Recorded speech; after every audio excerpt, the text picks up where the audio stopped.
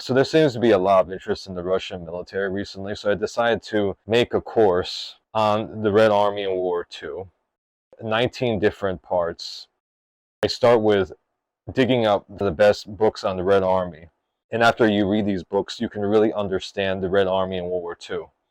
And you can understand how they fight, why they fight the way they do, and why it's so radically different from the West. Western forces, they think in a very different way. They approach war in a very different way than the Red Army and the Russians, and have very different security interests. I'll go through the Russian way of war and its origins, and the rebirth of the Red Army in 1943 to 1944, and its myriad combat dynamics. And I will answer the question on why the Red Army suffered so many casualties in World War II. They suffered 29,617,000 casualties. That's dead, missing in action, wounded, crippled. Besides that, there's millions and millions of unaccounted persons, which they lack data for. So this is a very much a lowball number, and it's absolutely insane. It's absolutely insane that any country could suffer so many casualties. It's worthwhile to understand why. How did this happen? And this war machine, the Red Army, they use these casualties to inflict the vast majority of losses on their enemies. The Axis forces, they inflicted 80% or 90% of the casualties on the German army in World War II. It's worth examining why Russia fights the way it does, which is radically different from the West, and they have radically different security interests. Russia is a very, very big country with thousands and thousands of kilometers of front line. It's a massive country that's very empty. It's actually a very weak country in that it's very easy to invade Russia because it's so large and has such huge and porous borders. So even if you have a 6 million man Red Army, you can't even defend all that 2,000 kilometers front line on the Eastern Front. You just can't. It's such a huge front line that even if you're fully manned, there's enormous gaps, and the attacker actually has the advantage. Maneuver warfare has the advantage to get through these huge gaps.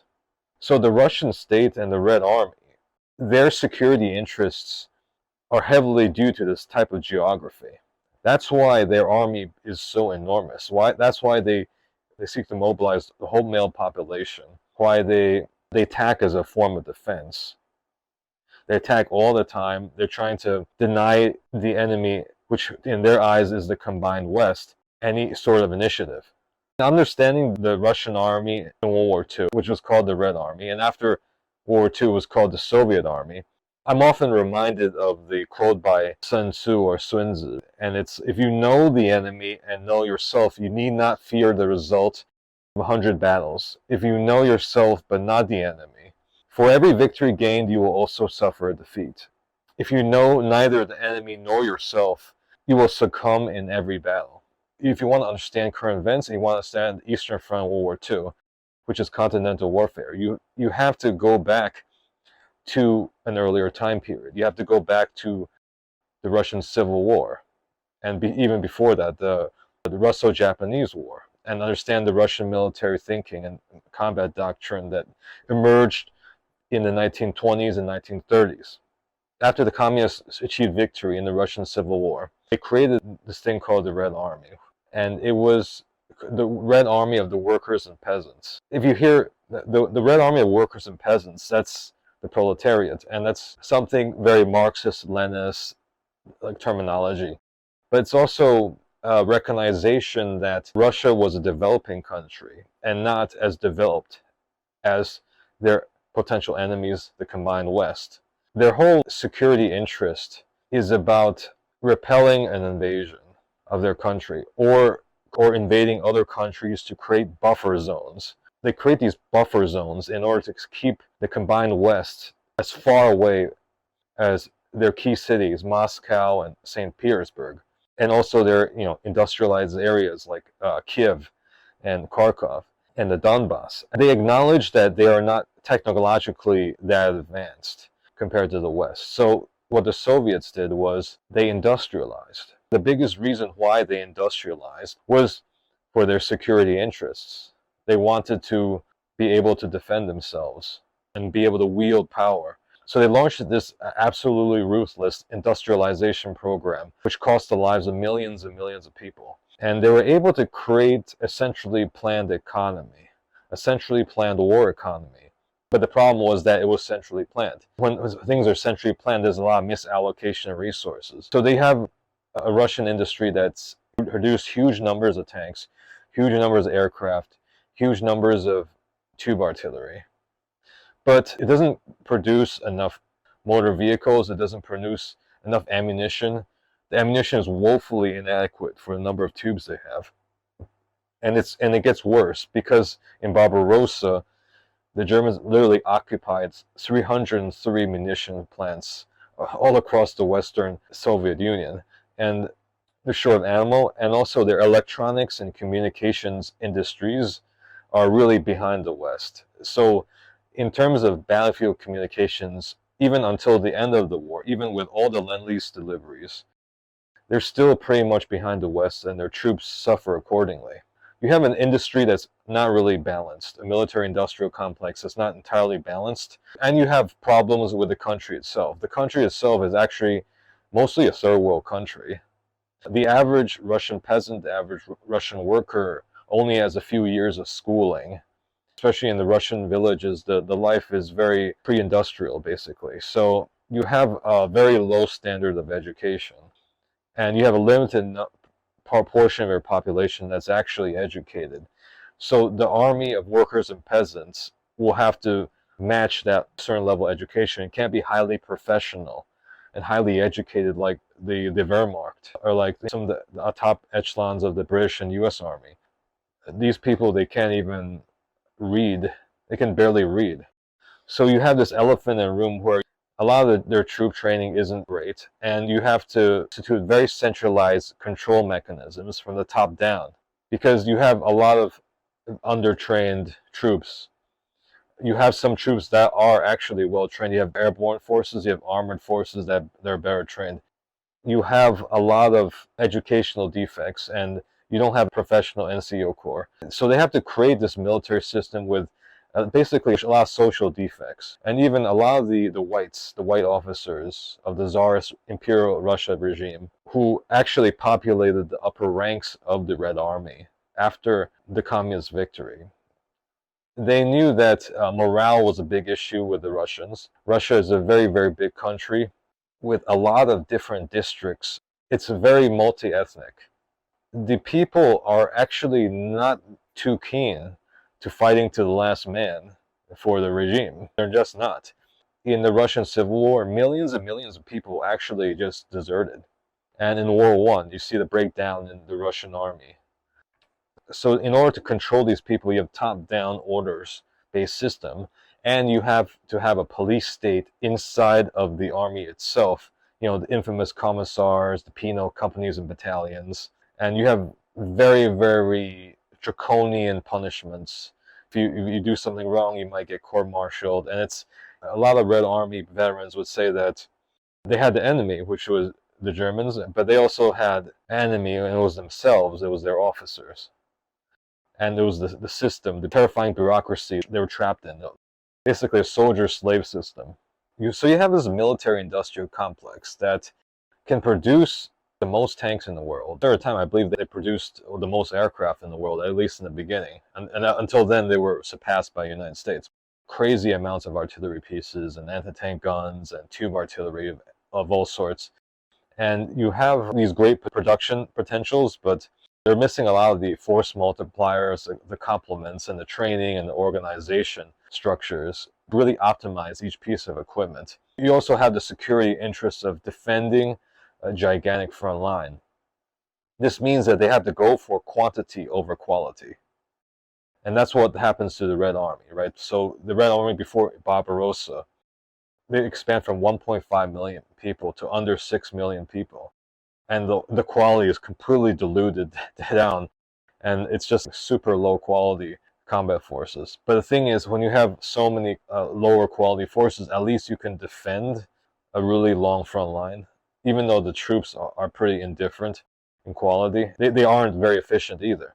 So prior to World War II, you have many conversations going on in the Russian General Staff about the nature of future war against the combined West. So they have two major factions of thinking. One is the war of attrition, and one is the war maneuver. And the war of attrition is represented by Alexander Sevchin's thinking, and also all these other Russian commanders that eventually got purged. Sevchin also got purged. And their thinking is that the future war will always be a war of attrition. That means that you need a mass army as big as possible. And you need to be able to mobilize as many people as possible.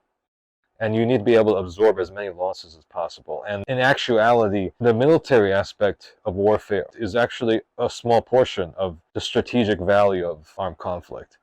The political side, the economic side, the social side, these are actually larger factors than just the military. So in their thinking is that you should be prepared to fight a very, very long war of attrition, like 5 years or longer than that. And all your organizing efforts have to be based on being able to fight for 5 or 6 years. And you use that time to slowly develop a war economy. And you have to basically build a new army to replace the initial army that you lost in the beginning of the war. And this is a big argument within the Red Army itself. So they see a Western tendency to go toward high technology, elite professional forces, well-paid, very professional, and small. To them, they think it's just ridiculous because these small forces, they will be expended in the initial period of the war. They're bound to become burnt out in casualties. So you have to make a game plan that can last a 5-year, like a 5-year plan, basically. These Soviets are also thinking about the war of position. And due to the great lengths of Russia, the endless expanses of Russia, they find that you have to attack as a form of defense. Because these empty spaces are simply like undefendable. So you have to be always attacking. You can see this right now in the war in Ukraine. And when you guard this very long front line, you really do have to attack as a form of defense. Because when you attack, it's like a suction. It's like a magnet for enemy forces. And you deny them the initiative because they have to defend from your attacks. This also plays into the idea that they really do need quantity. And it's with this quantity that they're able to stop the Germans. And the German army is actually a much better army, tactically superior to the Red Army. But with this much larger and lower quality army, and very rapid force generation, very rapid and ruthless mobilization, they're able to create a system where they can keep on fighting. So in the ideas of positional warfare and the war of attrition, the ideas of Alexander Sevchin, the war is a long game of chess. And you got to navigate everything, politics, economics, society, and then military. And you have to recreate a new military using what you learned before. And in the final act of the struggle, there will be a final battle, like some kind of strategic reserve that you pull out of your pocket. And this will be utterly devastating. And this final battle, this final attack will decide the whole affair and end it. And the Russian thinking of the final battle is the enemy has to be massively attrited, economically, demographically, politically, and militarily. And they need to be totally weakened and about to collapse. You launch the final battle and you sweep them down. So in the Red Army, you have basically a very top-down, centralized approach, heavily based on very high-quality Russian generals, very professional and very educated Russian staff officers. The Russian staff officer was actually the key to their eventual success in World War II. Even though they had many defects within their country and within their military, they had very good general staff officers. The Russians, before World War II, they developed this concept of the operational level of war. Now, other countries, they also have concepts of the operational level of war, but they don't focus on it like the Russians do. They mostly focus on the strategic and tactical. But the Russians have a unique focus on the operational level of war, which is an operational level war is at the scale of multiple armies generally, organized as a front, or at the very smallest, a single army, or at the very largest, multiple fronts, like Operation Bagration or Bagration in 1944. That used 4 fronts It's a certain contempt for the tactical. They see that warfare, you shouldn't be investing that much in tactical superiority. It's actually counterintuitive to Western thinking. A lot of Western thinking is, they always they love tactical superiority, tactical. They like the coolest equipment, the best uniforms, the best technology. The Russians don't actually believe that. They believe at the operational level is way superior than the tactical. Because what's the point of having the best equipment, the best fighting units in the world, if you lose the war? It mirrors the German army, because the German army had amazing combat units, and it eventually lost the war. They had amazing tank aces, air aces, U-boat aces, very good panzer generals, but they still lost. The Russians, they just focus on the operational, and they all focus on the strategic. And the tactical, they're willing to cut tons of corners on. And you still see this in the current conflict in Ukraine. You see the Russian military, they really cut a lot of corners at the lower level.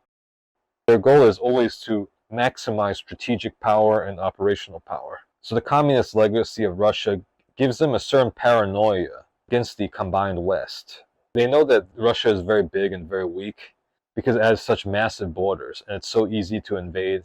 And also World War II, the losses of World War II were absolutely terrifying. Minimum, they lost 29 million civilians and soldiers killed. And that's not including countless millions of wounded. And it's not including millions of unaccounted persons. They have this already a very paranoid fear of the West and hatred of the outside world. And the hatred of the outside world really makes them think differently and see the world very differently than those of us in the West. So related to how the strategic and operational level are all that matters, the Russians are able to develop a very advanced military science, highly statistical, highly mathematical, very organized, a lot of data collection, a lot of analysis, and really capable staff officers. But there's always major flaws in the execution because you have a very professional head, but the body is still that of a developing country, of a semi-literate population. Russian frontline combat units, only I believe the airborne troops actually had a high school education. Everyone else, rifle infantry, semi-literate. So you can see through this discussion that a country's military is very much a reflection of the society and economy and the politics that spawn it. So you guys see the Russian military as being very strange to Westernize, but to Russianize, Western militaries are very strange to them because they live in a completely different environment. And through understanding the society itself, you can better understand the military and vice versa. So the second aspect, besides positional warfare, the other hand is the deep operation. And these were the Red Army commanders led by Iserson and Marshal Tuvkalevsky. These people are concerned with Russian offensive operations. And this is the side that the Red Army actually gravitates more toward right before World War II, the deep operation, deep battle concepts. These were studied in the Russian General Staff. They trained their generals in it. But the problem is, before World War II, Stalin purged 47,000 Red Army officers. A lot of them were the deep battle experts. And he ironically destroyed the leadership of his own army. And during World War II, they had to relearn deep battle, but this time with real-world experience on the front and rebuild a new army capable of deep battle. And this army really started to emerge in November 1942. In Russian military history, this is like a beginning of a new era where they become much more capable. They create new combat forces that are organized very differently from those in 1941. And they're able to make substantial advances and have big encirclement successes against the German forces. So the deep operation is very much a reflection of Russia itself at the time. It's like you have the German Blitzkrieg or German war of maneuver. German way is the Aufschlag tactic or the mission-based tactics.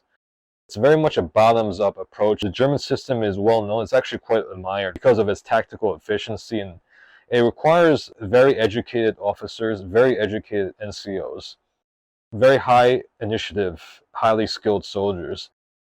to accomplish, the blitzkrieg. This is why in the first half of World War II, the German attacks were very, very good.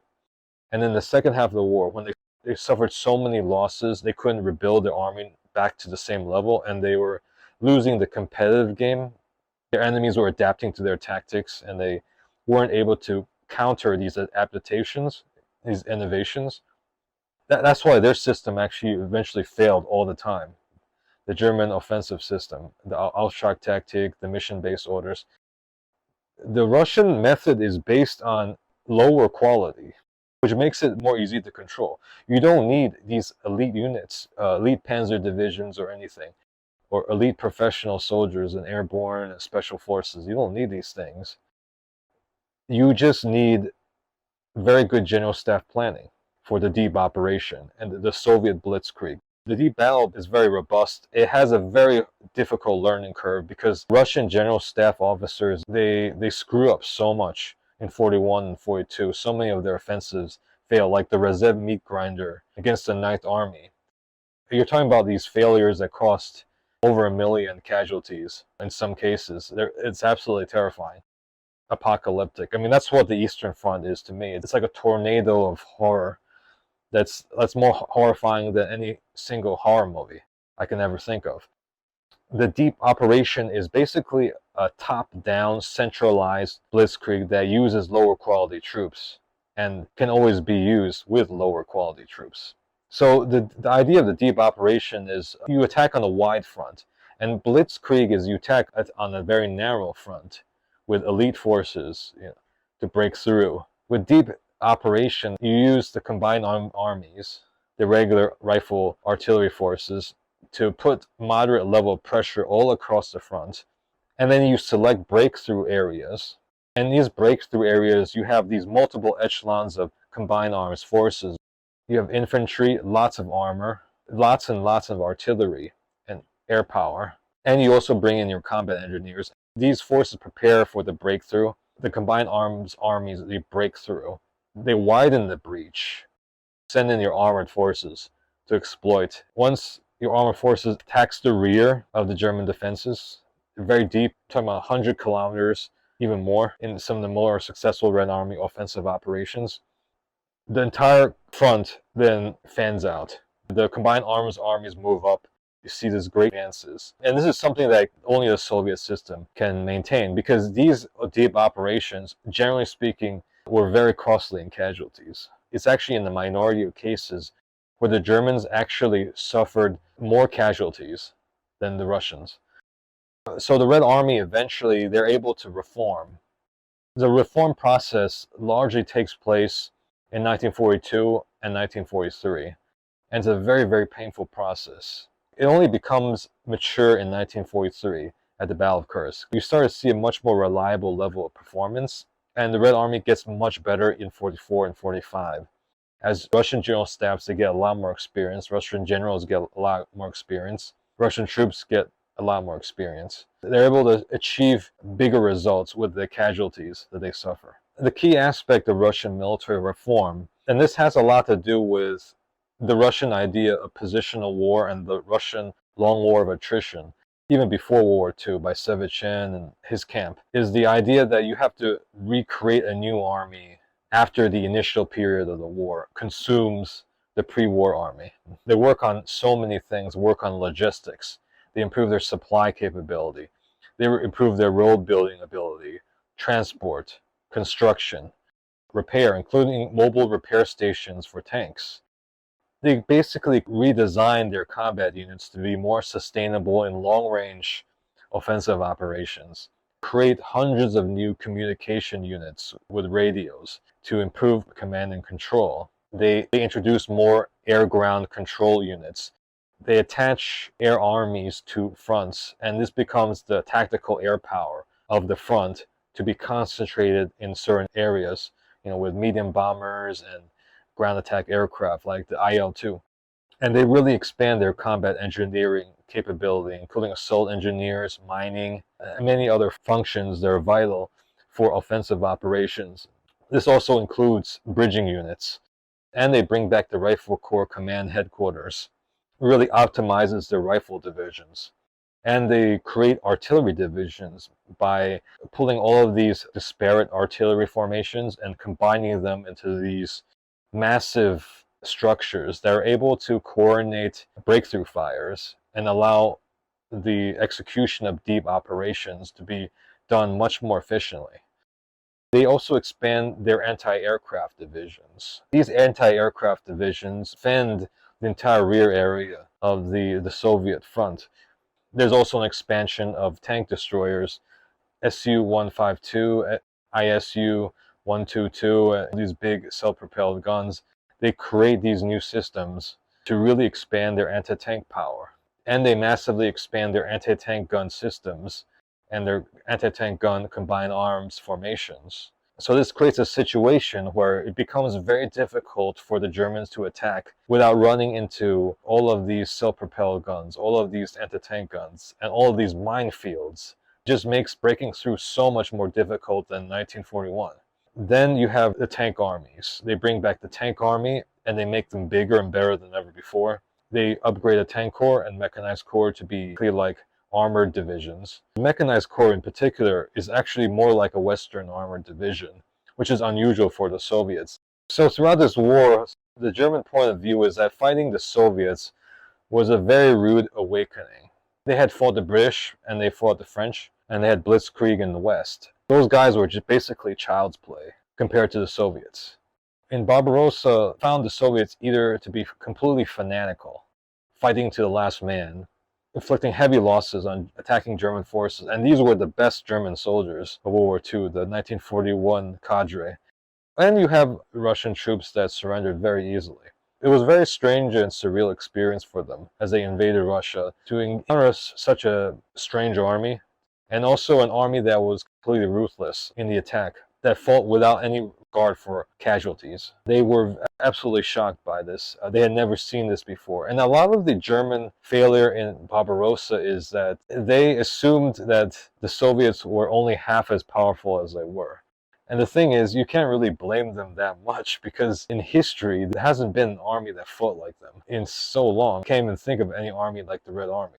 You could weaponize the entire male population of a nation, ruthlessly use them, ruthlessly gain advantage whenever you can.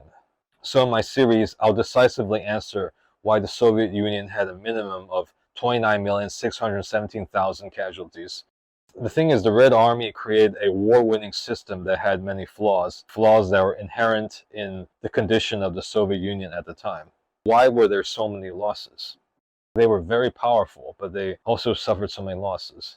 Because of the top-down system, individual initiative is discouraged in order to optimize the strategic and operational level power. So you have a system where at the small unit tactical level, the units, they simply are not allowed by regulation to behave in an independent sort of way. That's a downside because this makes them slower to react to changing battlefield conditions. And the Germans, they constantly exploit this until the end of the war with pretty deadly effect for the Russians. Because the Russians, their eyes are always on winning the war and not about small tactics. They see this as acceptable. I believe the post-war Soviet army is kind of like this. This lack of initiative at the lower level in favor of actually winning the war.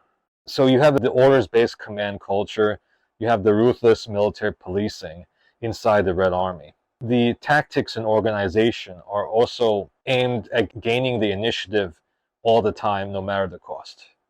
The attack as a form of defense, these pre-war thinking of the Soviets, because the front line is so gigantic, it's impossible to defend very well. So you gotta be always attacking all the time in order to deny the Germans any initiative. So they really succeed on doing this.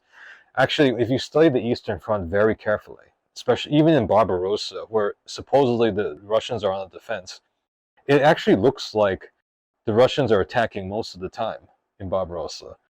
In Barbarossa, the Russians attack more than the Germans, but their attacks are usually kind of crappy, really weak attacks with lower quality combat units, less prepared. But the German attacks is high quality, using higher quality combat units, well prepared. But the problem is the German system is that once you lose your panzer divisions, once you lose the professional troops, once you don't have the really well-trained troops, that they literally have to move them back to Germany and train them for another year or half a year and bring them back so they're offensive capable again. The Russians, they always have initiative to keep on churning out these lower quality combat units. They keep on using them over and over again.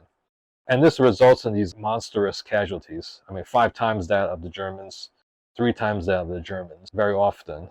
Associated with the lack of tactical excellence, they didn't have that much ammunition compared to the Germans. The Germans usually had more shells than the Soviets, actually. It's just that the Soviets organized things differently.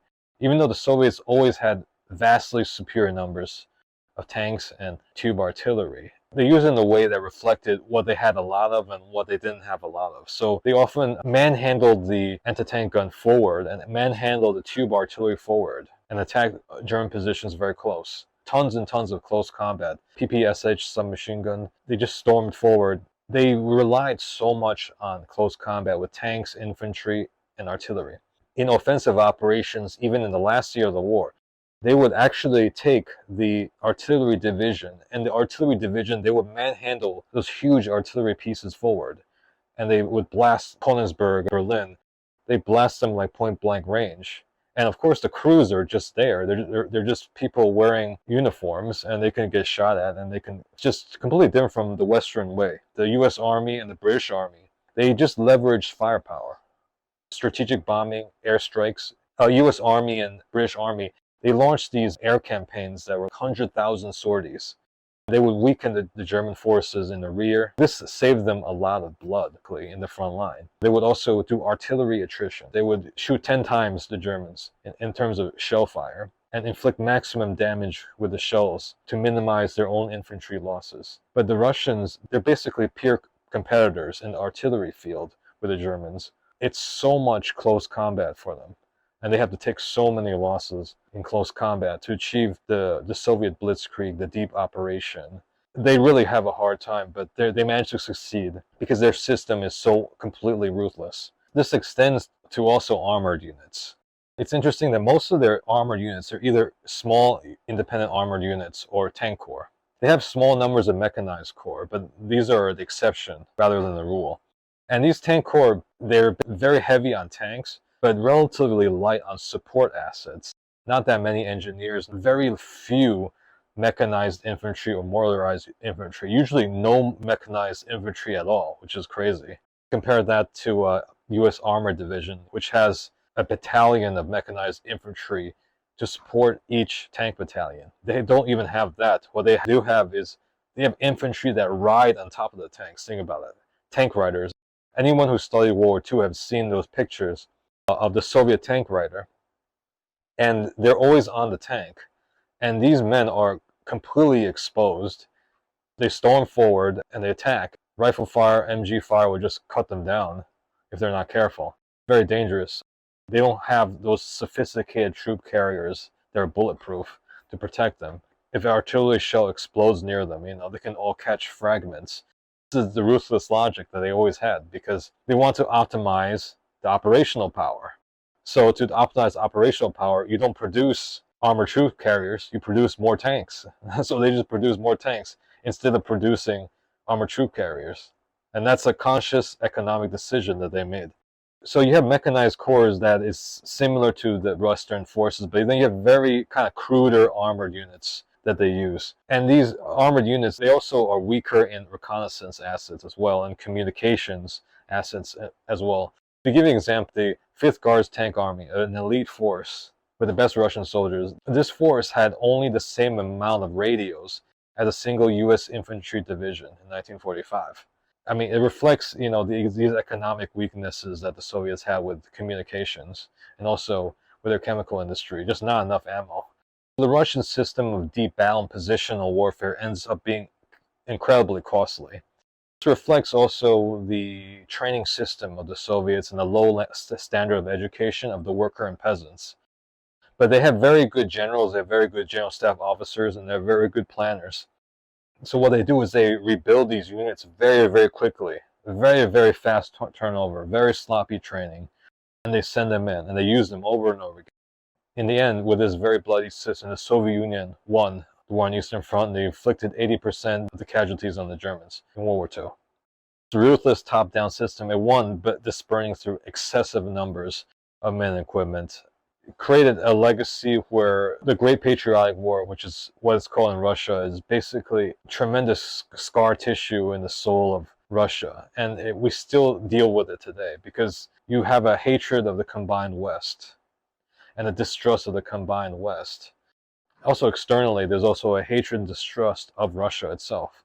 So the hate goes both ways. So my final comment on all of this is, in a way, Russia deserved to win this war, in my opinion, because as I studied this war, I studied both the German side and the Russian side on the Eastern Front.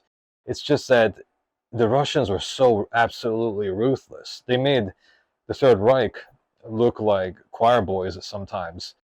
In a way, they deserved to win. They won without regard to cost. And they created systems that could actually win. And that's the system that made them so scary after the war, in the Cold War.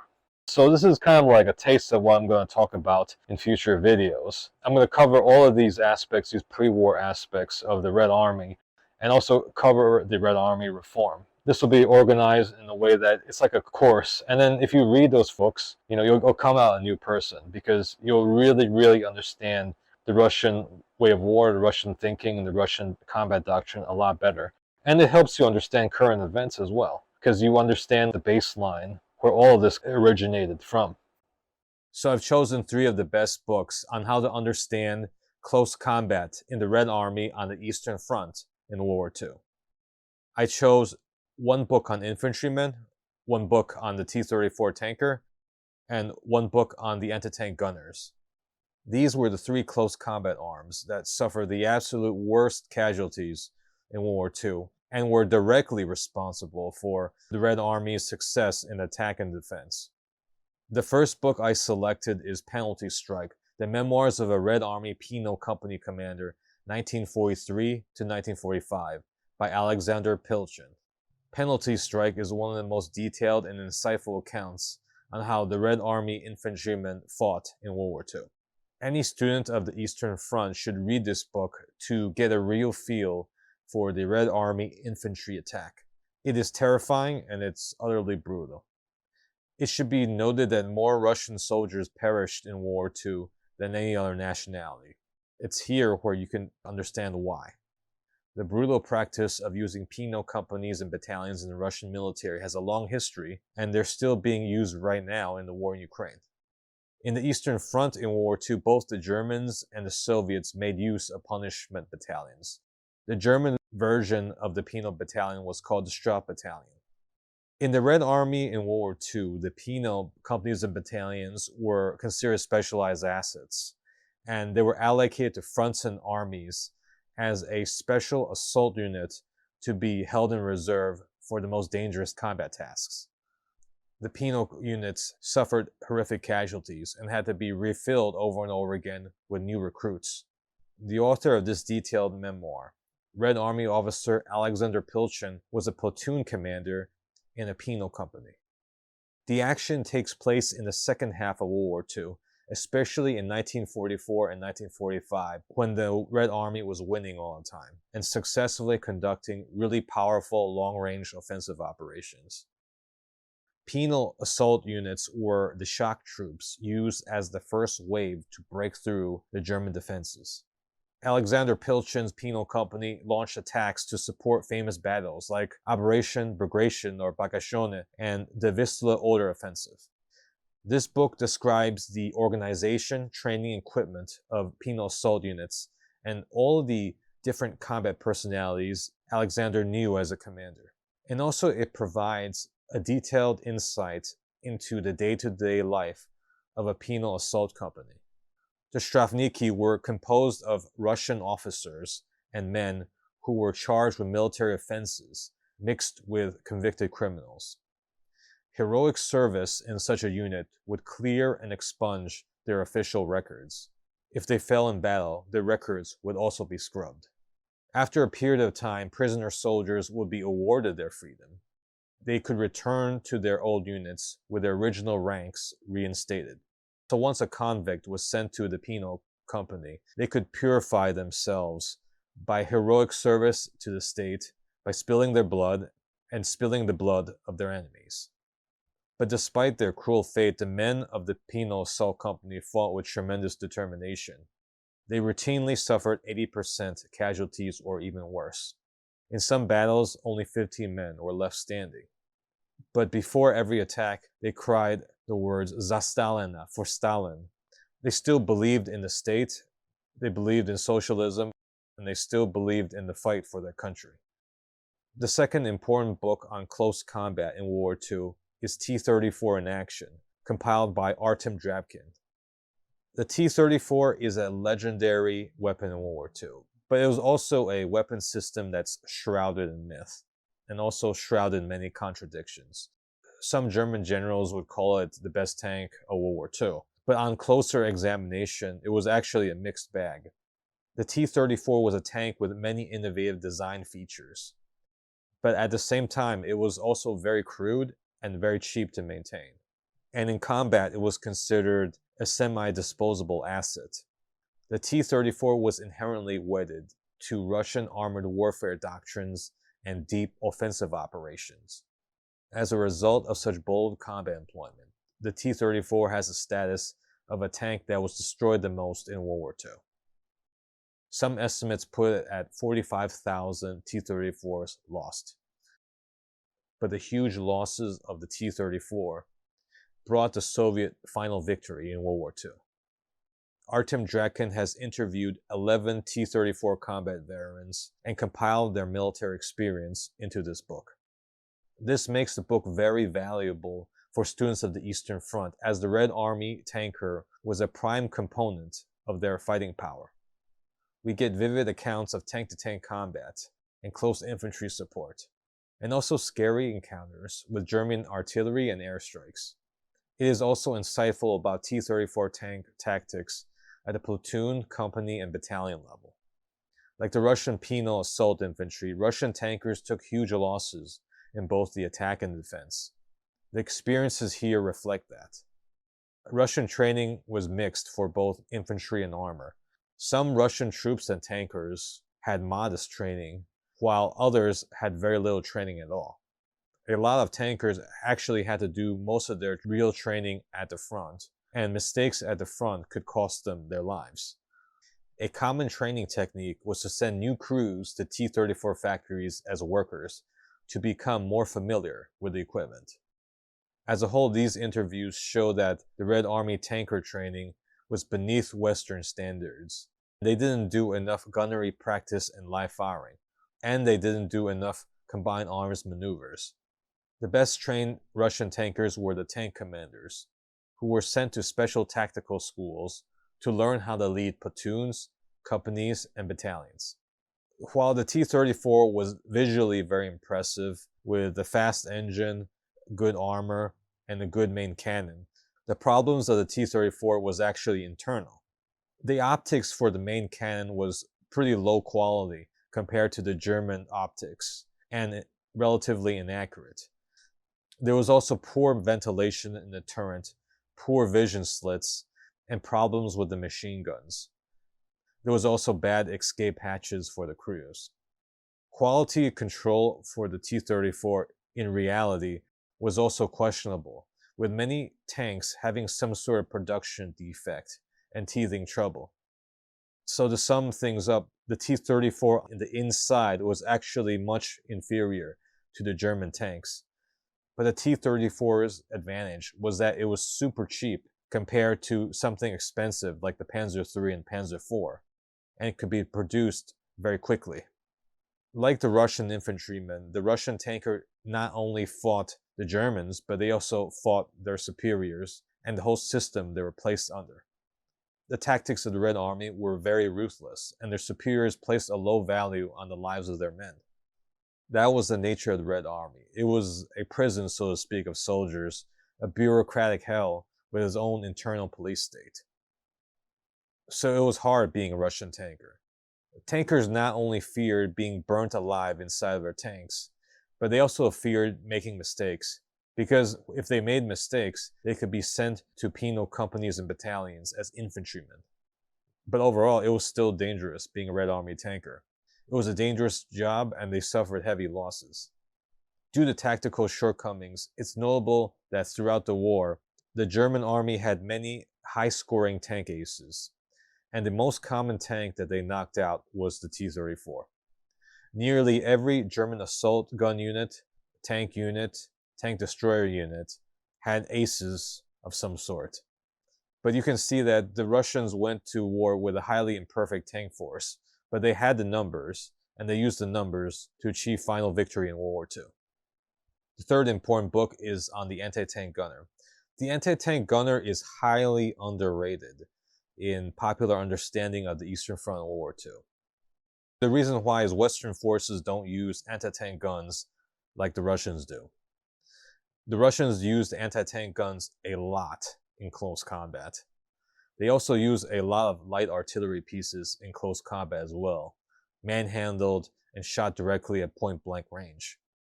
Panzer Killers, Anti-Tank Warfare on the Eastern Front by Artem Dradkin is a very useful book. Anti-tank guns and tank destroyers are largely overshadowed in interest by tanks, but in the Red Army they believe that the anti-tank gun knocked out or destroyed 2/3 of all German tanks and armored vehicles.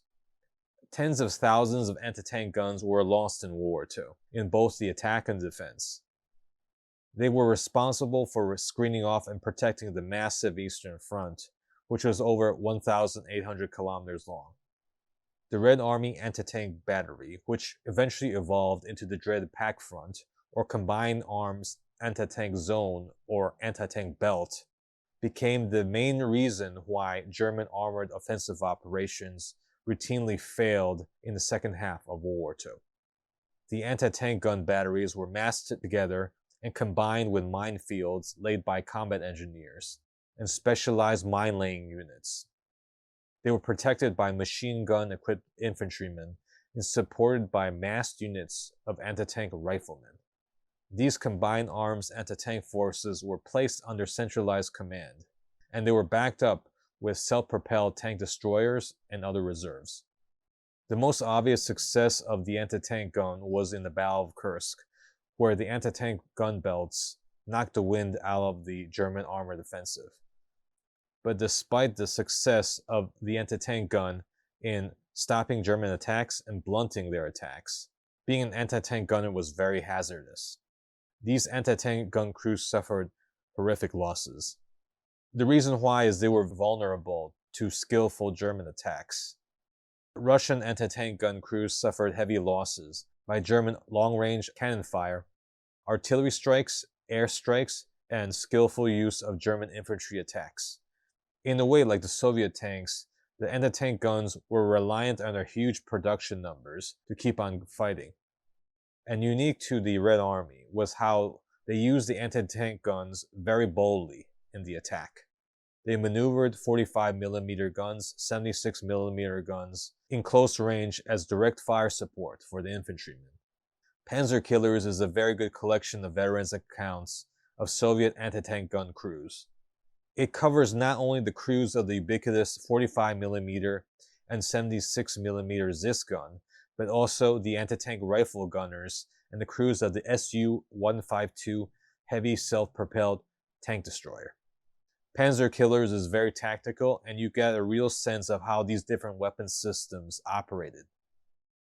In German primary reports, one of the interesting things is that the Russian losses in tanks is usually the same or around the same as their losses of anti-tank guns and tube artillery combined. So this shows you how aggressively the Russians use tube artillery and anti-tank guns. They just maneuver it so close to the front line, and it's a big part of their fighting power. The importance of the anti-tank gun is really underappreciated because they just aren't as interesting as the tanks themselves. So I've selected 4 amazing books about the Red Army's armored force on the Eastern Front in World War II. The first book is a myth-busting book about the T-34 and the teething troubles the Soviet armored forces had in 1941. The second book is about the elite Russian tank generals that commanded the 6 tank armies in World War II. Then I will cover an outstanding history of the Second Guards Tank Army and their powerful offensive operations. So I start with the tanks of Operation Barbarossa, Soviet versus German Armor on the Eastern Front, by Boris Kavalerchik.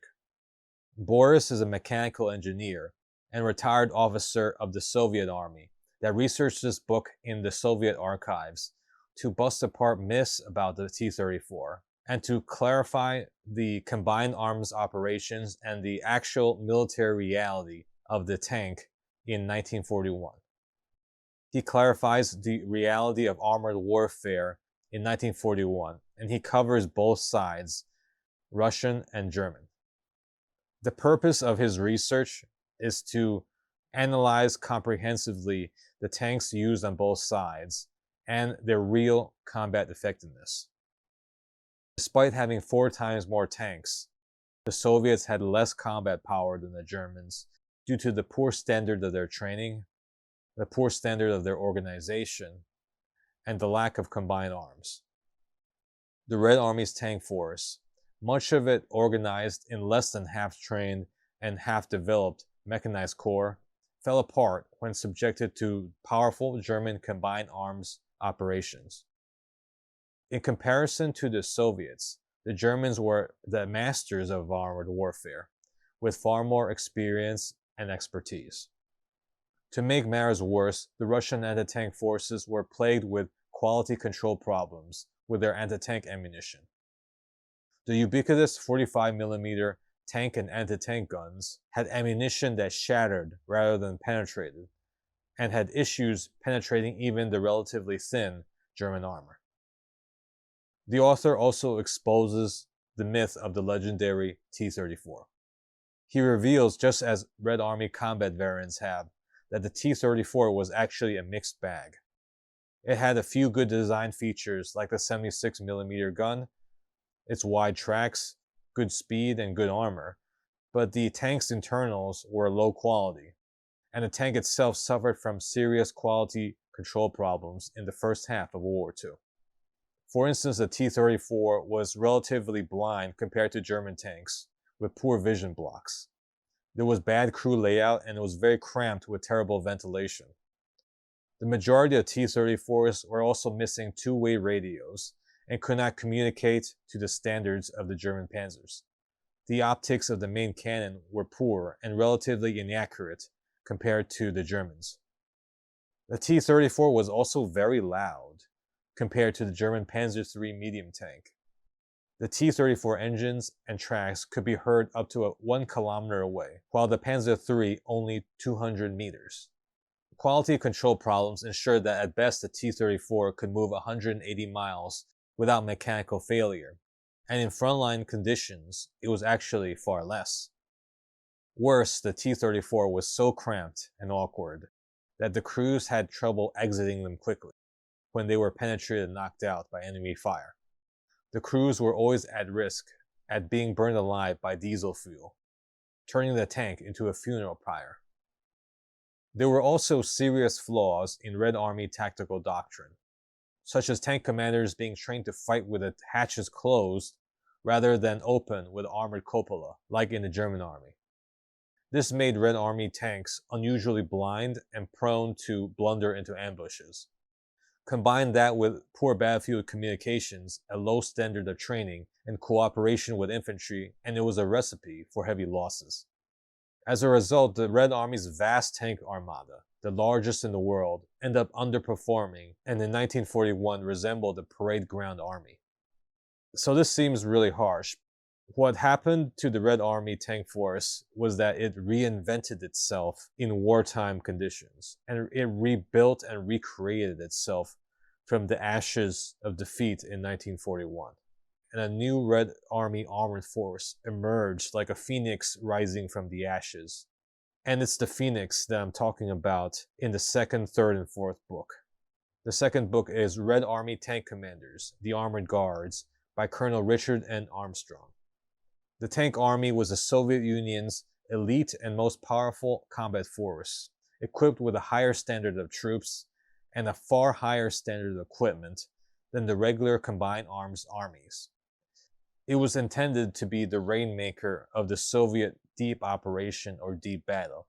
The combined arms armies were to break through create a breach, and then a tank army was to be inserted into the breach to drive hundreds of kilometers behind enemy lines and create these massive advances. The tank army, in its final mature form in 1944, could possess up to 50,000 men, 900 tanks and self-propelled guns, 800 guns and mortars, and up to 5,000 motor vehicles. Given their elite status, the most battle-proven Red Army tank generals commanded these armies, and the troops had a high proportion of motivated Communist Party members. They were assigned the most important combat tasks for the Red Army, with the highest risk and the highest rewards. Service in these tank armies was perceived as being very glorious. In a way, they resembled the 4 German panzer groups that invaded Russia in 1941. The Soviet Union's 6 tank armies was also commanded in a similarly dynamic and fast-responding style.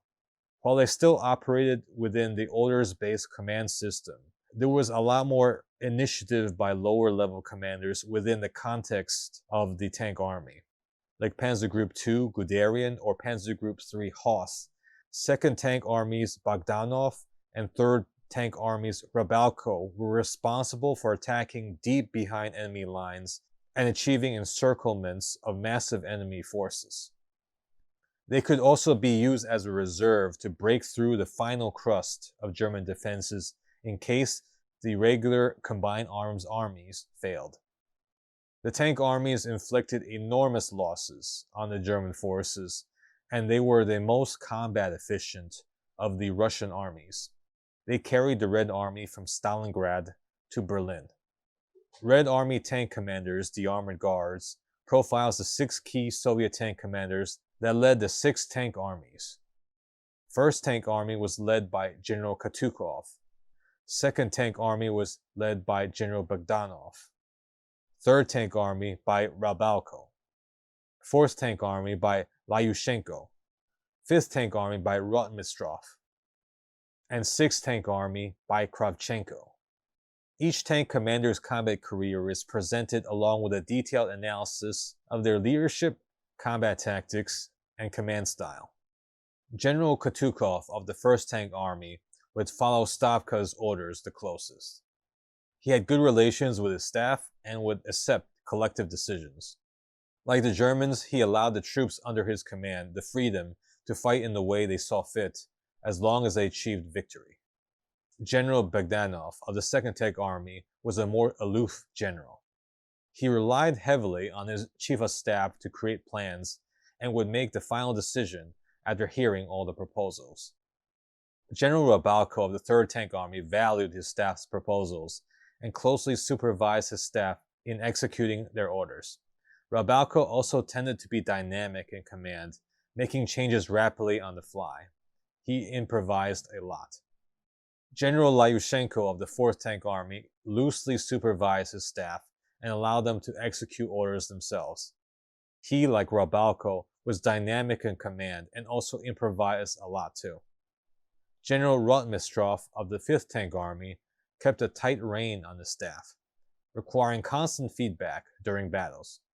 He liked to position himself far forward and observe the battlefield personally.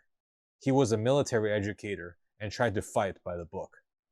General Kravchenko of the 6th Tank Army commanded his staff with a strong arm and interacted less with them while making major decisions himself. He was the most conservative and cautious of the 6th Tank Army commanders. So this book provides an unusual insight into the command styles of the 6th Tank Army commanders. As you study the Eastern Front in World War II, you will become more and more acquainted with their operations, and you'll be able to have more insight into how tank armies fought in World War II. The 3rd and 4th book is a very detailed combat history on the 2nd Guards Tank Army. Stalin's favorite, the combat history of the 2nd Guards Tank Army from Kursk to Berlin, January 1943 to May 1945, by Igor Nabolsin. The 2nd Tank Army, under the command of General Bogdanov, fought not only the elite panzer forces of the German army, It was one of the tank armies assigned to the most important offensive operations. It was the first tank army to fight its way into the bloody streets of Berlin in 1945. History of the 2nd Guards Tank Army follows the evolution and dynamic change of the tank army under repeated upgrades and refittings. There's a lot of information about troop training and unit building. Also covered is General Bogdanov, whose leadership tactics and combat record is covered in Red Army Tank Commanders by Richard Armstrong. This history focuses on combat between 1943 to 1945. The highlights of the combat is the Battle for Kursk, the Battle for Oriel, the battles in Ukraine, including the Kherson Pocket and the Battle of Uman, the Battle of Targu Formos in Romania, the tank battles in Warsaw, the powerful Vistula Order Offensive, and it ends with the 2nd Guards Tank Army in the Battle for Berlin. I have to say that this is an incredible unit history, one of the best published and designed to deep dive into the organization and the operation of the 2nd Tank Army in deep offensive operations. These deep offensive operations occurred dozens or hundreds of kilometers behind enemy lines. This book is very data heavy and covers logistics, ammunition supply, combat strengths, as well as enemy combat strengths and the casualties on both sides. Also included are lots of analytical after-action reports. History of 2nd Guards Tank Army sets new standards. It's incredibly detailed with information from primary Tsasumu research, veterans documents, and secondary German sources as well. Detailed maps are included as well as a document dump of different combat and organizational data. The book deep dives into combat tactics. There's also a lot of great photographs, including those of commanders and veterans, and official statements of their heroic deeds. The unit history also covers and integrates the German perspective, mainly using the most up-to-date secondary sources, but also includes primary German research as well. There's lots of data on the strengths and losses on both sides. I have to say that History of the 2nd Guards Tank Army is one of the best unit histories ever published. So I recommend anyone who's really interested in armored warfare and combined arms armored operations and deep operations and the Red Army Armored Force to really consider this book to be among the best of the best and a must-have. Here are two of the best books on how to understand the Red Army in World War II. The Russian Way of War, Operational Art 1904 to 1940 by Richard Harrison is a broad history of pre-war Red Army military doctrine. It focuses on the two main doctrines of the Red Army, the long positional war of attrition in the context of a war of annihilation, and also the doctrine of deep battle, or what can be called Soviet Blitzkrieg. The second book, Soviet Military Operational Art in Pursuit of Deep Battle by David M. Glantz, takes on the practical execution of deep battle operations in World War II and how they evolved to more and more extreme forms of offensive combat power. To start, I believe that a nation's military is a reflection of conditions in the nation itself, its politics, its economics, and its society. Culture and geography all play huge roles in shaping a nation's way of war. Soviet military doctrine is still relevant today, as it is still influencing armies of Eastern Europe. The current conflict in Ukraine have both sides schooled in the Russian way of war. Professional soldiers of Asia, Middle East, and Africa have become trained in Soviet and Russian military academies, and eventually held senior positions in their home countries. So understanding Russian doctrine in World War II is helpful more generally in understanding modern world conflict. The Russian Way of War by Harrison is a really important book and slept-on book on how Russian military doctrine developed before World War II in the top echelons of the Red Army.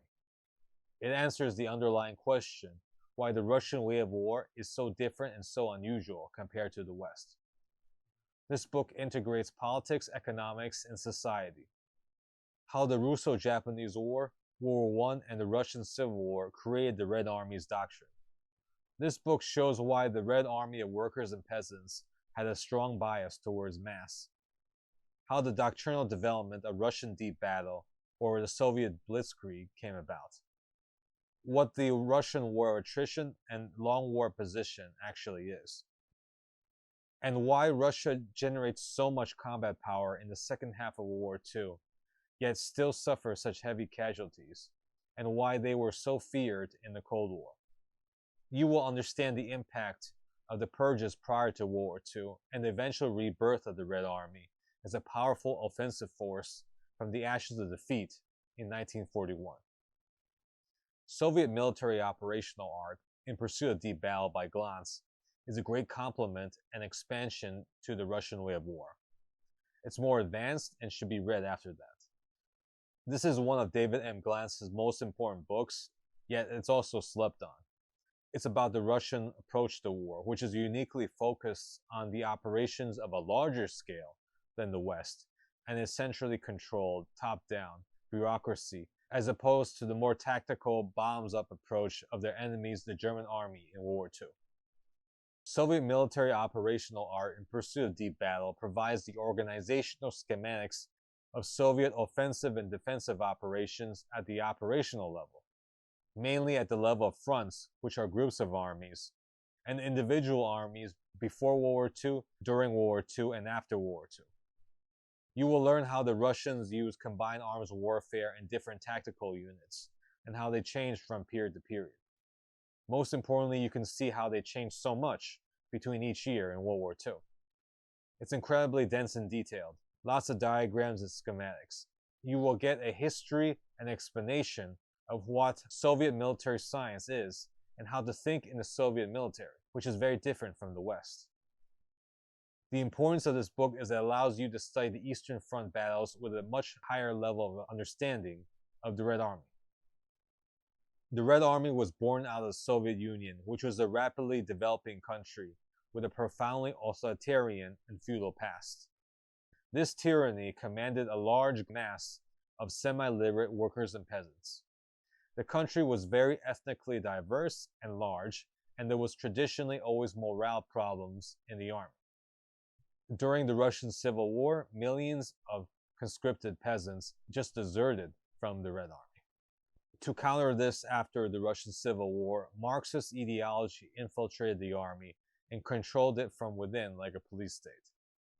Russia had remarkably advanced military ideas and built a lot of advanced military equipment, but the practical execution of their combat doctrine was problematic due to the mixed development of the country, its ethnic complexity, and some areas of backwardness, and also the incompetence of Soviet bureaucracy and red tape.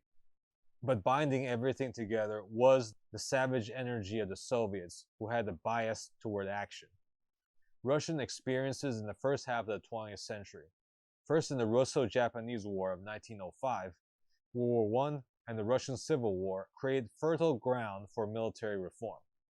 They found that the largest country in the world was very easy to invade and outflank due to borders that were thousands of kilometers long. So the revolutionary socialist movement placed their faith in creating doctrines of mass mobilization, maneuver warfare or deep battle, and positional war. The Soviets also developed a massive focus on the strategic and operational level of war. They see the strategic position as paramount, and they take it very seriously. To achieve superior strategic position, they consider economic, political, and social factors along with the military. As for the military position goals, they see the operational level war as being the main tool to bring upon strategic success. In the Red Army, the operational level is a centralized battle at the scale of multiple army groups, called fronts by the Russians, individual army groups, a single front, and at the scale of individual armies. This is very important to understand, as you can see that they don't really respect the tactical as much as the operational. The Russians believe that as long as you optimize operational level combat power, having some tactical deficiencies is acceptable. The Russians also believe that optimizing tactical excellence can be dangerous, as it can be too expensive and detract from the overall combat power, and beyond that, the overall strategic power of the army. So we have a Russian army that doesn't care so much about high casualties as long as it leads to strategic victory. They go for what is tactically economical for the developing country conditions and don't try to develop the highest quality army in the world. This is why they have emphasis on accumulating as many troops as possible, even at the expense of quality. They are focused on optimizing the sum total of military power and not at the level of individual units. This is very different from German and Western approaches that have a massive emphasis on reducing casualties through tactical excellence and cautious combat behavior. Sometimes this has worked, but sometimes it has come at the expense of the strategic and operational levels of war. A good example of the contrast with the Soviet Red Army is the situation in the United Kingdom in World War II. Politically, the British people could not tolerate the massive human losses of the Great War a second time, so their armed forces adapted to their own internal politics. As a consequence, British, Canadian, and Commonwealth forces were extremely heavily equipped by 1944 in the Normandy campaign, to the point where they had a self-inflicted infantry shortage. The reality is that Montgomery's 21st Army Group purposely made their infantry battalions and infantry strengths very small to begin with, and focused on forcing commanders to use up their vast surplus of firepower, equipment, and technology instead of manpower. The weak infantry power of British Canadian forces in Normandy resulted in relatively slow rates of advance, which brought upon them criticism by their American allies and the Western media. So there was no British blitzkrieg despite their massive material superiority. They had to fight slow and allow firepower to slowly do the fighting instead of close combat with the infantry. In contrast to the UK, ruthlessness characterized the Soviets. Millions of peasants perished for war communism and the development of a great Soviet military-industrial complex. And tied to this great production potential was an emergent Red Army combat doctrine. Unlike the German political and military elite, the pre-war Soviets believed that modern warfare will always degenerate into a long war of attrition. Pre-war combat forces and stockpiles would be quickly used up in the initial period of the war. The military doctrine of the Red Army was split into two camps among its generals and staff officers. One side was offensive and the other side was defensive. The defensive-minded analysts of the Red Army had their leader, the General Staff Professor Alexander Sevchin. Sevchin promoted what was called the strategy of attrition, and his side advocated preparing the country for a long positional war of attrition that could last the minimum of 5 years. The offensive camp of the Red Army were led by figures such as Iserson and Marshal Tukhaleski. The advocates of what was known as deep battle favored an offensive doctrine that destroyed enemy forces with maneuver warfare, with powerful mobile armored forces and shock armies. All in all, the Red Army had a good grasp of the broad features of World War II. The future war would be a war of annihilation, and feature both a long positional war of attrition and deep operations to drive the Axis forces out of occupied Europe. The Red Army would have to constantly attack as a form of defense due to the massive geography, and rely on the sacrifices of Russia's peasant rear. The development of powerful long-range armored forces to perform great battles of annihilation would eventually happen and become the key requirement of Soviet victory in World War II. At the beginning of World War II, the Soviet Red Army possessed two key strategies of war. One side was offensive and the other side was defensive. The offensive camp of the Red Army was led by figures such as Iserson and Marshal Tukhaleski. The advocates of what was known as deep battle favored an offensive doctrine that destroyed enemy forces with maneuver warfare, with powerful armored forces and shock armies. The defensive camp of the Red Army was led by General Staff Professor Alexander Sevchin. Sevchin promoted what was called the strategy of attrition. Generals and staff officers on his side advocated preparing the country for a long positional war of attrition. The most thorough breakdown of this defensive strategy can be found in one of the most influential military works of the Soviet Union, Strategy by Alexander Sevchin, published in 1923. This is an outstanding work that should be read by all students of war, and the ideas behind it are still in action today by the war doctrine of modern Russia and Ukraine. At heart, Sevchin's defensive approach recognizes that the Red Army was not the most technologically advanced or the highest quality army in the world. The Soviet Union needed to work within its own limitations. Sevchin disbelieved in the idea of a short war. Modern war will be long and will be a total war. Sevchin had such a low opinion of the Red Army against the combined West that he advocated retreating in the event of an invasion deep into the Ukraine, trading space for time and exhausting the attackers. To Sevchin, the initial period of the war has a lot of maneuver warfare, as front lines are open in the beginning. After that phase, however, the front solidifies, and the two sides are now engaged in a more static war position with limited movement. This means that positional warfare is an art that needs to be mastered, as it would dominate the strategy of attrition and be the type of combat that dominates the war.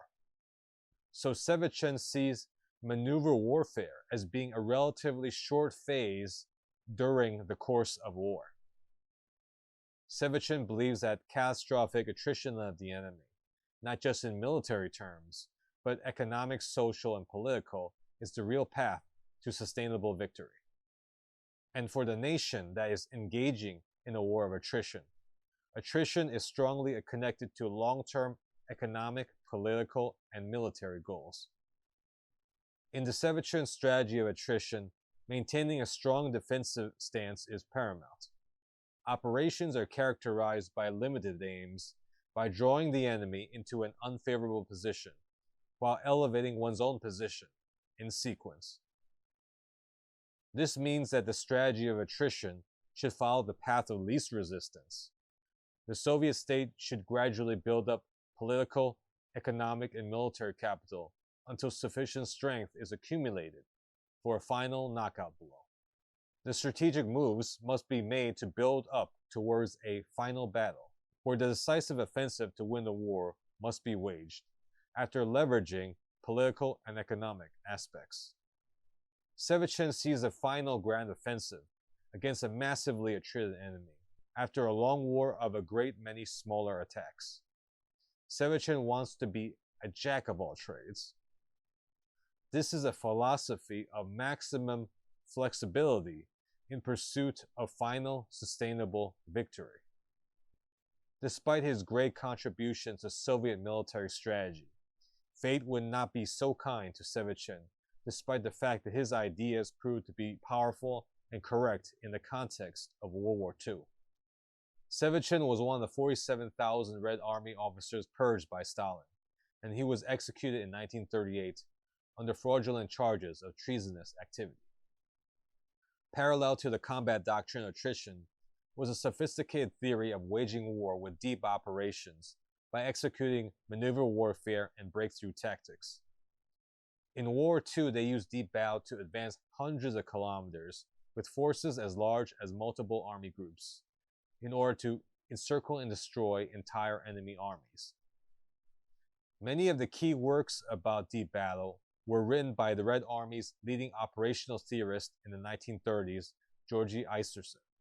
He was the mastermind behind the deep operation, the cornerstone of Soviet offensive operations in World War II, and trained many future leaders of the Red Army in operational art.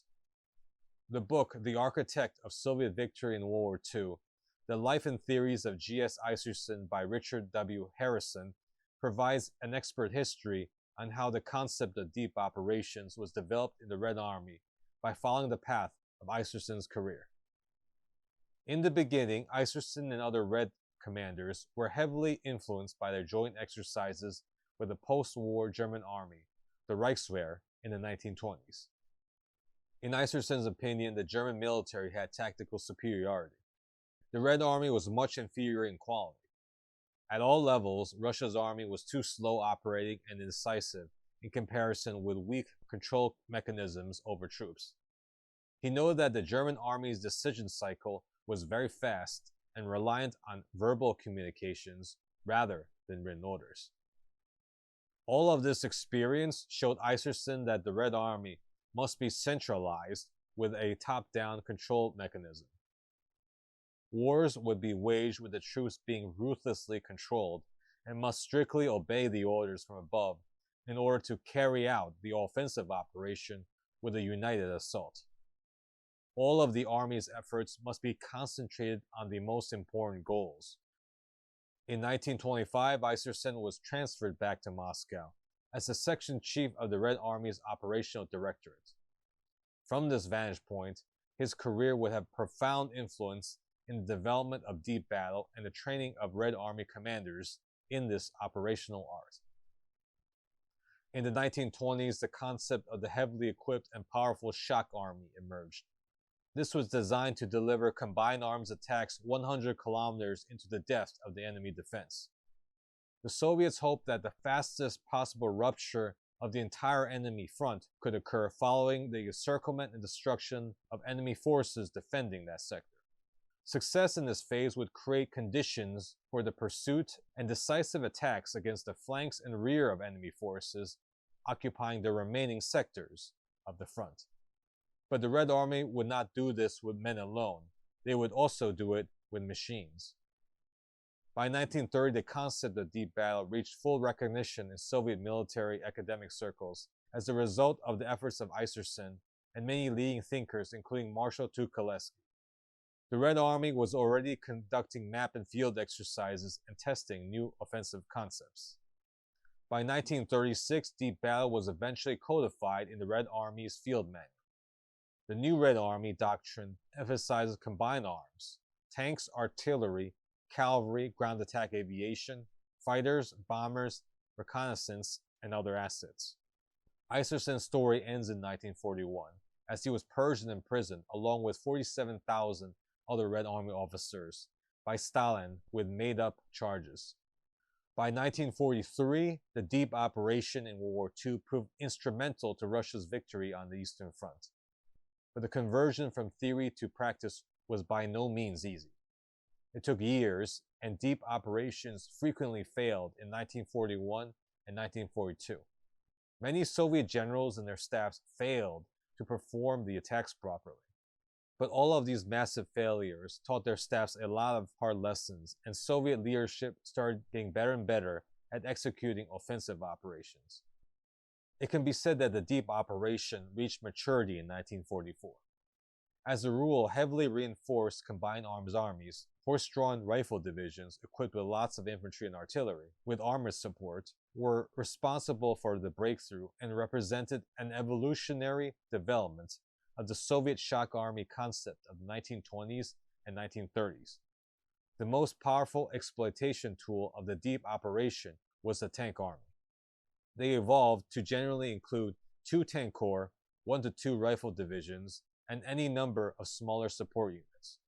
By 1943, the Soviet High Command tried to equip tank armies with 2 tank corps and 1 mechanized corps, equipped with a lot of motorized infantry. By the end of World War II, the Soviets aimed to equip their tank armies with 50,000 men, up to 900 tanks and self-propelled guns, 800 guns and motors, and 5,000 motor vehicles. For integrated close air support, air armies with up to 300 aircraft were created and subordinated to fronts, which were groups of armies. Front commanders then could use the centralized air power to support the offensive operation.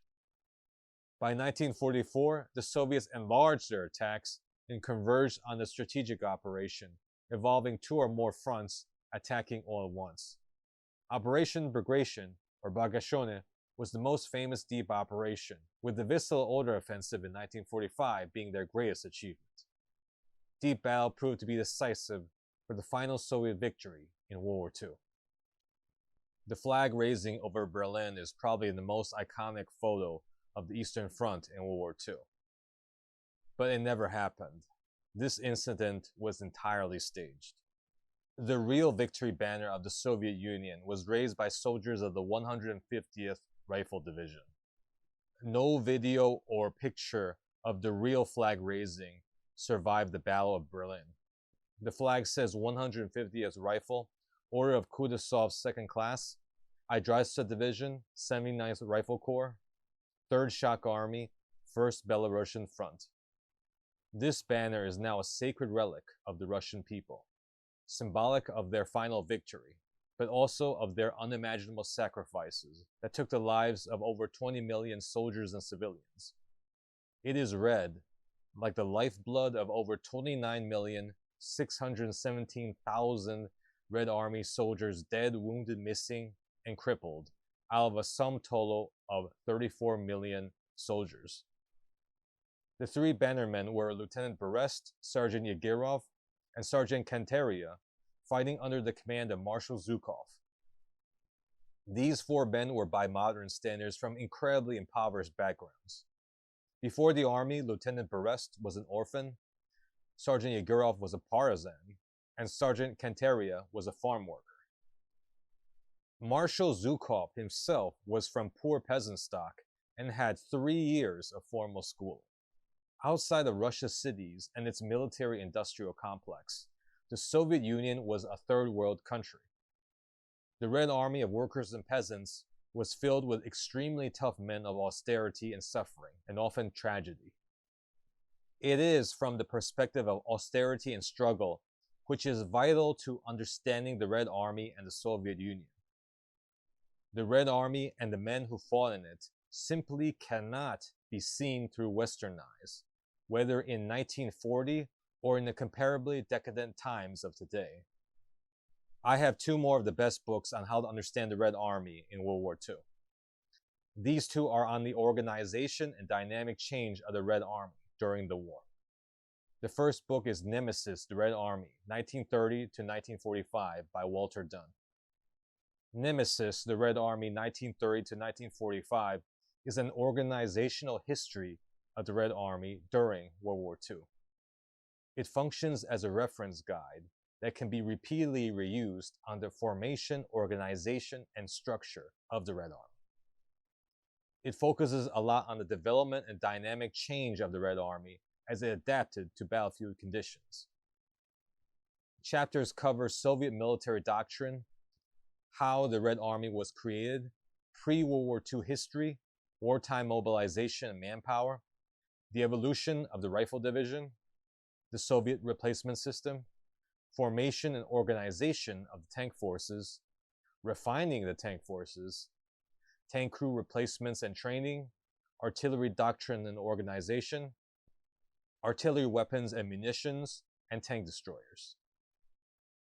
This book is a highly analytical and statistics-heavy text on all the core aspects of the Red Army. These statistics always come in handy as a reference as you study the campaigns of the Eastern Front. There are a few central arguments here that challenges stereotypes and myths about the Red Army. First, the idea that the Red Army only won by ruthlessly expending masses of men and material.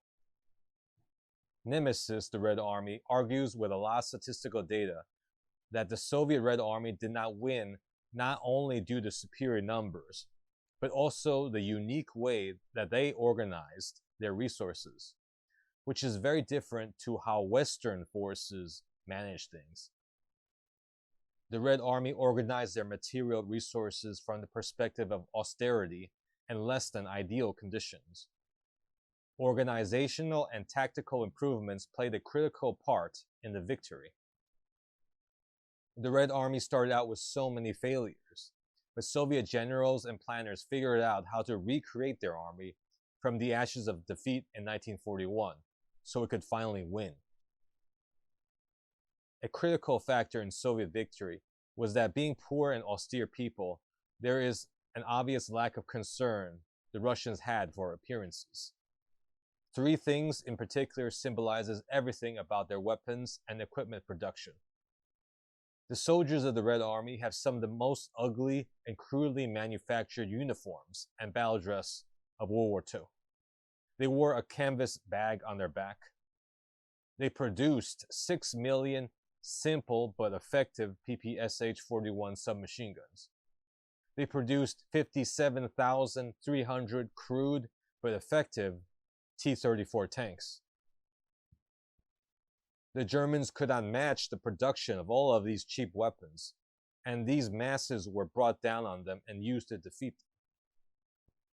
So despite having a less developed society and economy than Germany, the Soviet command economy managed to outproduce Germany in many critical categories. They accomplished this by focusing production on equipment that was more suitable to a long war of attrition. The Soviets made deliberate choices of producing cheap and fast-to-produce military goods. They were helped by a Soviet war industry that had a bias towards simplifying design for the needs of a long war of attrition, which requires a maximum quantity of flagship weapon systems rather than an obsessive and counterproductive focus on absurdly expensive weapon systems. The Soviets were also helped in the fact that their state-owned military-industrial complex was not driven by the profit motive, but by production requirements from the Soviet state. Besides their own production, Allied and American Lend-Lease also provided critical help for the Soviet Union's deficiencies. Raw materials, supplies, trucks, jeeps, and communications necessary for maintaining a mechanized army. In comparison to the Russians, the German military and political top mismanaged their war production and their military to extremes, despite having a more capable army and military-industrial complex than the Soviet Union. Against the Western Allies, they deployed the bulk of their fighter force and navy. Against the Soviet Union, they deployed most of their army and most of their bomber and ground attack aviation. But despite the obvious signs that the German Luftwaffe wasn't pulling its weight in the war, the Luftwaffe continued to consume the largest share of Germany's industrial output, even though the most important factor, the German army, was struggling to survive and retreating on all fronts. Worse, by 1943, the German top political and military leadership got completely fixated on developing new technology, tactical minutiae, and raising endless numbers of new, lower-quality combat divisions, rather than becoming more economical and figuring out creative ways to lower costs and increasing real sustainable military power. None of these German excesses shifted the strategic pendulum in their favor and simply accelerated their final defeat. The new technology seduced the heads of state, whether it be super tanks, super U-boats, jet aircraft, and the V weapons. In a way, the German leadership was deluded by their own propaganda and magical thinking about wonder weapons promising magical solutions to complex military problems. Some of the prominent missteps was their tank production policies. Instead of producing a low-cost and simple universal and medium tank like the T-34 or Sherman, the Germans attempted a quest for qualitative superiority.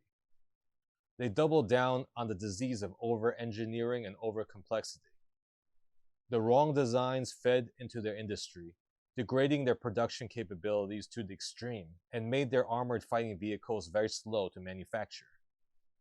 The Panzer III and Panzer IV were recognized from the start of the war to be over-engineered main battle tanks. They were expensive as they cost around 110,000 Reichsmarks, and were way too slow to manufacture for a high-intensity war of attrition. The Panzer tank was even more expensive and proved to be difficult to maintain in the field. The German Tiger tank variants were insanely expensive. The King Tiger was over 330,000 Reichsmarks and cost the same amount as 4 Sturmgeschütz assault guns or 2 Me-109 fighter aircraft. In the most critical years of World War II, the Germans only produced ridiculously small numbers of tanks. In 1941, they produced 3,600 tanks. In 1942, it was 5,500. When production doubled in 1943, it was way too late and it didn't matter anymore. Germany already lost the war. In comparison, the Soviets produced over 100,000 tanks and self-propelled guns on top of a Lend-Lease donation of over 11,500 between 1941 and 1945. The Russians could produce vastly more medium and heavy armor due to their cheap and simple designs. They outnumbered the Germans in combat throughout the war, often by 3 or even 5 times more in armor. With several times fewer tanks and assault guns available than their opponent, the German infantry paid a horrific price. They lost so much offensive and defensive capability. German infantry was frequently defenseless against mass Soviet armor and got chewed up while suffering heavy losses. German tank crews were chronically underarmed throughout the war, with tank battalions constantly holding on to excess crews. It was standard to see entire panzer divisions with less than 50 tanks operational most of the time in World War II. All in all, the German army would suffer countless unnecessary losses and failures because they did not have enough tank support. German panzer divisions would routinely fail in offensive operations due to lack of armor to form sufficient assault spearheads. And it was not just in armored vehicles. The PPSH-41 was produced 6 times the rate of the MP-40, and the Germans were completely outclassed by the Russians in tube artillery. The Soviets produced over 500,000 artillery pieces and mortars. Besides outproducing the Germans in flagship hardware, the Red Army was also helped by the ruthless mobilization of Soviet manpower to maintain frontline superiority of 3-1 at all costs, despite suffering several times more losses. They did this by rapidly replacing casualties and equipment losses, regardless of the training level of new recruits. As the war went on, the Red Army performed massive changes in combat organization, creating huge leaps forward in improving offensive and defensive power after so many failures early on in the war. By summer of 1943, all of these changes in quantity and quality reached critical mass. Soviet firepower delivered by their reorganized artillery arm in the form of artillery divisions and artillery corps were particularly decisive. Red Army assault troops became extremely heavily armed in direct fire weapons, with Russian infantry having 3 times the heavy weapons support per person compared to 1941. So every year, the average Soviet soldier got more and more equipment, firepower, and artillery support. Also, Russian combat units became extremely tough in the defense and improved in the offense. Nemesis, the Red Army, is special because it's especially useful for the beginning student of World War II to get a quick grasp of statistics and organization. No other book is quite like it outside of the tomes of David M. Glantz. This is a shame, as understanding organization first is the key to understanding strategic, operational, and tactical histories of World War II. Typically, people make the mistake of doing strategic first without knowing more detailed, lower levels of war. I believe that before studying organization, armies are an unknown factor, amorphous, incomprehensible mass. After knowing organization, armies become breathing, alive, quantifiable, and tangible. Everything at the strategic, operational, and tactical level starts to make sense. To sum things up, I recommend Nemesis as one of the first books for students of the Eastern Front. It unlocks understanding in so many operational and tactical histories. Without doing so, the beginning student of World War II is impaired. Nemesis paves the runway, so to speak, for higher understanding. The second book on Red Army organization is Stalin's Keys to Victory, The Rebirth of the Red Army in World War II by Walter Dunn. In a way, this book is a continuation of Nemesis, the Red Army. Keys to Victory focuses on several case studies to illustrate with statistics and organization the author's key points. After the massive losses of 1941, some 4.5 million casualties, the Red Army had to rebuild itself over and over again. Each time they did so, they improved their force structure. Some things they did. They shifted from making so many light tanks to concentrating on the T-34. Lend-Lease helped incrementally with food, clothing, trucks, and radios, which freed up more resources for weapons production. Most importantly, though, they dramatically increased equipment levels in combat units. They also reduced the proportion of infantry units in favor of more tank, artillery, and heavy weapons units. These salient points are then presented with orders of battle and a statistical analysis of 4 campaigns. First, the Battle for Moscow in 1941, Stalingrad, 1942, Kursk, 1943, and Bagration or Bagashone in 1944.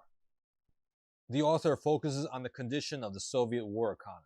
logistics and productions of weapons, tanks, artillery, cannons, ammo, and supplies, along with the creation of new formations. In particular, he really emphasizes the process of rebuilding and creating new combat formations, most of them infantry, artillery, and tank, for each campaign, and how enormous the task was for the Soviets. This book is filled with figures from 40 years of research and is based on a database of 9,000 Russian combat units used in World War II. Chapters in the book further focus on Soviet military reform, mobilizing the troops, arms production, and maintaining the divisions under the war of attrition. It's a useful reference and also helps to get a mental grasp in understanding the massive figures involved in sustaining and expanding the Red Army in World War II, after it was destroyed time and time again. It is quite scary to comprehend. I consider Nemesis the Red Army and Stalin's Key to Victory to be very helpful and readable guides. I would read these first before the more advanced material by David M. Glantz. The two great books to understand the DNA of the Red Army are Stumbling Colossus, focusing on 1941, and its sequel Colossus Reborn, focusing on 1941 to 1943. If you manage to read and absorb all this material, you will get a pretty advanced education on the Red Army organization that you can use to understand operational and campaign histories to a much higher level. So the great field of Eastern Front history and research are now open to you. The next three books on how to understand the Red Army on the Eastern Front in World War II are Stumbling Colossus, Colossus Reborn, and When Titans Clashed. The first two books are the most detailed organizational histories of the Red Army that cover 1941 to 1943. When Titans Clashed is a broad overview of the entire war on the Eastern Front. Stumbling Colossus, the Red Army on the Eve of World War II by David M. Glantz is essentially about what the Red Army was like before Operation Barbarossa, in all of its details and deficiencies. This is the best book that demystifies the Red Army's half-developed condition prior to World War II, and you will understand why the Soviets, despite their superior size, lost over 4.4 million casualties in 1941 and suffered some of the worst defeats in military history. Stumbling Colossus starts by covering Red Army military intelligence at the beginning of World War II. Then it moves on to strategic deployment and mobilization of its gigantic pool of 12 million reservists, most of which were only partially trained. The nature of the Soviet soldier is examined, which was composed of semi-literate workers and peasants from different parts of the country with different ethnic backgrounds. Other issues are analyzed: size and structure of the force, command and control, combat readiness of ground combat forces, including rifle, mechanized, cavalry, and airborne, combat readiness of combat support and rear service forces, including artillery, engineers, signals, and air defense, the VVS, or Soviet Air Force, the condition of the Stavka and strategic reserves. The Soviet Union, just before Operation Barbarossa in 1941, had the largest army in the world, with the most tanks, artillery, and aircraft. But all of this was a mask, an illusion of real military strength and real combat power. While the Soviets had collected the most tanks, artillery pieces, and aircraft in the world, the actual level of training and organizational development of the Red Army was very deficient compared to their future enemy, Germany. For instance, the mechanized corps of the Red Army was aimed at matching the power of the German panzer groups, but their actual condition was actually shambolic, totally combat ineffective, and logistically unsustainable. The mechanized corps broke down in combat in the first battles of 1941. Russian tank crews got little training, while German crews of their premier divisions had 2 years of pre-war training and years of combat experience. Developmental problems existed in the state of their artillery and rifle divisions. Worse, Russian pilots were trained with several times less flight hours than the Germans and were relatively combat inexperienced. All of this was not unexpected, as the Soviets estimated that the Red Army would not be combat ready before the summer of 1942. But the Germans didn't wait. They invaded an entire year early. However, it was not all terrible. Intellectually, the Red Army was forward-thinking. The progressive development of the Red Army owed much to the professional Russian officers of non-communist origins. They were of the Whites and Tsarist Russia that switched sides after the communist victory in the Russian Civil War. They were the educated men that dominated Russia's top-level leadership and general staff positions. Men like Marshal Tukhaleski and his disciples who developed the combat doctrine of deep operations or the Soviet blitzkrieg. Men like Alexander Sevchin, who developed attritional and positional warfare concepts. The pre-war Red Army developed deep battle, armored warfare, aviation, and airborne troops, and put them intellectually on the cutting edge. But the problems facing the Red Army was not intellectual, but more of practical execution of their lofty ideals and combat doctrine. The decline of the Red Army started with a purge of some 47,000 officers starting from 1937, and this continued even into World War II. This is due to Stalin's paranoia and his desire to eliminate the remaining Tsarist military officers that once fought for the other side in the Russian Civil War. The Soviets were afraid that these former enemy soldiers would betray the state someday in a military coup. So Stalin basically decapitated his own army and destroyed years of progress within the Red Army. Any rank colonel and above was purged of some of their most effective and best trained leaders. It also created an atmosphere of fear and paralyzed the remaining officers in the Red Army and greatly degraded the quality of the Red Army. As a consequence, the purged Red Army performed poorly in Poland and in Finland in 1939. At the same time, the German Wehrmacht demonstrated the blitzkrieg campaigns in the West and established themselves as the greatest army in the world and trashed the British and the French. While blitzkrieg was happening, the Soviets desperately expanded their underdeveloped army from 1.5 million men to 5.4 million men to meet the emerging threat of an Axis invasion. This was akin to further self-sabotage after the purges. They created a huge, lower-quality army filled with deficiently trained reservists led by a thinned-out officer corps. The newly expanded Red Army and Air Force suffered severe deficiencies at all levels and all departments. Not only was equipment missing, but leadership, a good training system, and good organization. There was not enough ammunition, not enough food, and not enough transport, vehicles and horses, to support a 5.4 million man army. Germany was also innovative, but unlike the Soviet Union, it executed with great success its military innovations. The Red Army was in essence a half-developed and half-trained military that rested on a core of innovative ideas. They simply had not reached the level of development of their enemies. But despite all of these Soviet failings, the Germans were also in trouble. Things were not going as planned as early as the summer of 1941 during the battle for Smolensk. Operation Barbarossa was getting derailed. There was increasing realization that there would be no fast dash into Moscow for an ultimate victory. On August 11, 1941, Chief of the German Army High Command, or OKH, General Franz Halder, notes painfully in his war diary, "The High Command is stuck and we can't change our situation. The army groups are separated by natural obstacles. Our final reserves have been committed. The whole situation makes it obvious that we have underestimated the Russian Colossus, which was prepared for war with that utterly ruthless determination so characteristic of totalitarian states. This applies to organizational and economic resources, as well as the communication system, and most of all, their military personnel. In the beginning of the war, we thought that they had 200 divisions. So far, we have already counted 360. So ultimately, the German gambit was futile. Despite so many operational and tactical victories, the Axis forces could not anticipate and prevent the rebuilding of the Red Army, which replaced all of their massive losses. The war continued, and Soviet reserves won the battle for Moscow. The next book is Colossus Reborn, The Red Army at War.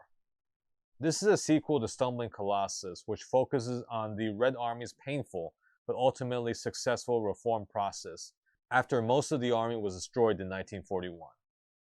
Like a phoenix rising from the ashes, the Red Army rebuilt itself over and over again, regardless of millions upon millions of additional human losses throughout 1942 and 1943. Every time it rebuilt itself, it became stronger and stronger, and more advanced in development. Colossus Reborn is a massive and very dense 750-page tome on the Red Army, and it is a masterpiece of research.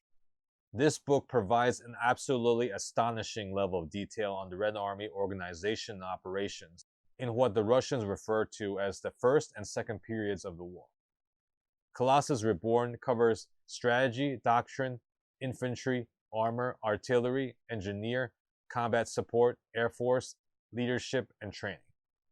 It covers all major aspects of the Red Army bureaucracy and its departments, and focuses on how it was reformed and reorganized throughout the war, from a stumbling Colossus to a Colossus Reborn that was capable of driving the German army from Stalingrad to Berlin. The Red Army departments that are covered include Rifle and Airborne Troops, NKVD, Tank and Mechanized Forces, Cavalry, Artillery, Air Force, Service and Support, which include Engineer, Signal, Chemical, Railroad, Auto Transport, Road, and Construction. Other departments covered are the Red Army Strategic Leadership and Control, Central Military Administration, which includes the NKVD, General Staff, NKO, Officer Corps and Command, and the Red Army Soldier.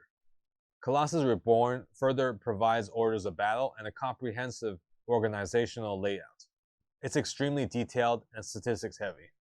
Readers can see how the massive improvement in force capabilities developed during the war. There's an evolution of combat doctrine and organizational change and force upgrades, from personnel to equipment, culminating with a steady increase in tactical and operational capabilities. The Red Army of 1943 was extremely evolved compared to 1941, and without it, the Soviets could not have won the war. Basically, the pre-war ideal of deep battle was effectively realized after millions of casualties due to a systematic and continuous effort at reform. So in 1943, the Soviets finally had the army that they wished they had in 1939. I would recommend reading Colossus Reborn at the end of your journey of studying the Red Army organization. As for beginners, it is overwhelming. You should certainly read Nemesis, the Red Army, and Keys to Victory by Walter Dunn first before you tackle this. But if you manage to really learn what's in here, you've passed the test and you can really understand campaign and operational histories of the Eastern Front to a much higher level. It's a great book and history of one of the largest and scariest bureaucracies of all time. After you finish Colossus Reborn, you can move on to an overall history of the war. A great place to start is When Titans Clashed by David M. Glantz and John House. Both Glantz and House are experts on the Soviet armed forces. David M. Glantz is pretty much a titan in Eastern Front military publishing that has devoted his life to the study of the Russian army. Both men have strong pedigrees in the US military as Soviet Army experts. House was a professor of military history at the US Army General Staff College. Glantz was the editor of Slavic Military Studies. When Titans Clashed is a densely packed summary and statistical overview of the war on the Eastern Front. It functions as a gateway to more advanced material. It's a good source of statistics for casualties and the size of battles, and it retains its value as a reference for the entire war. The war is cataloged in the Russian style. The war on the Eastern Front is subdivided into 3 periods. The first period, June 1941 to November 1942. This includes Operation Barbarossa, Battle for Moscow, Leningrad, Stalingrad, among countless other engagements. The second period, November 1942 to December 1943. Highlights are the Soviet winter counteroffensives of 1942 and 1943, Battle for Kursk, Battle for the Dnieper. Third period, January 1944 to May 1945. The Red Army advances into the Ukraine, Romania, Hungary, Austria, Baltics, East Prussia, and many other countries. When Titans Clashed integrates politics, economics, and society, and presents how the Soviets overcame their initial disasters and fought from Moscow to Berlin. It covers not only the well-known battles, but the countless battles in between. Other topics include the Red Army before the war, Soviet strategy and tactics, Stalin's role, Soviet commanders, German points of view, the effect of D-Day and the Second Front on the Soviet war effort, the war's impact on the Soviet economy and the civilian population. Like all of Glantz's work, When Titans Clashed is stronger with Soviet primary and secondary sources than German, leading to a more Russian view of the war that can be balanced with German military history about the same campaigns and battles. So this concludes the 14 best books to really understand the Red Army in World War II. To remind you of what they are again: Penalty Strike, T-34 in Action, Panzer Killers, The Tanks of Operation Barbarossa, Red Army Tank Commanders, History of the Second Guards Tank Army, The Russian Way of War, Soviet Military Operational Art, Strategy, Architect of Soviet Victory in World War II, Nemesis the Red Army, Keys to Victory, Stumbling Colossus, Colossus Reborn, and When Titans Clashed. After absorbing all of this information, I recommend using a second tier, a set of 4 additional books to further your tactical education. First, Tank Warfare on the Eastern Front, 1941 to 1942, Schwerpunkt by Robert Forsyth. Tank Warfare on the Eastern Front, 1943 to 1945, Red Steamroller, also by Robert Forsyth. These 2 must-read books are nuanced and are very helpful in understanding the dynamic change and interactions of the armored forces of Germany and Russia on the Eastern Front in World War II. They are both well-researched and accurate and complement the 2-volume history of the Second Guards Tank Army by Igor Nabolsin.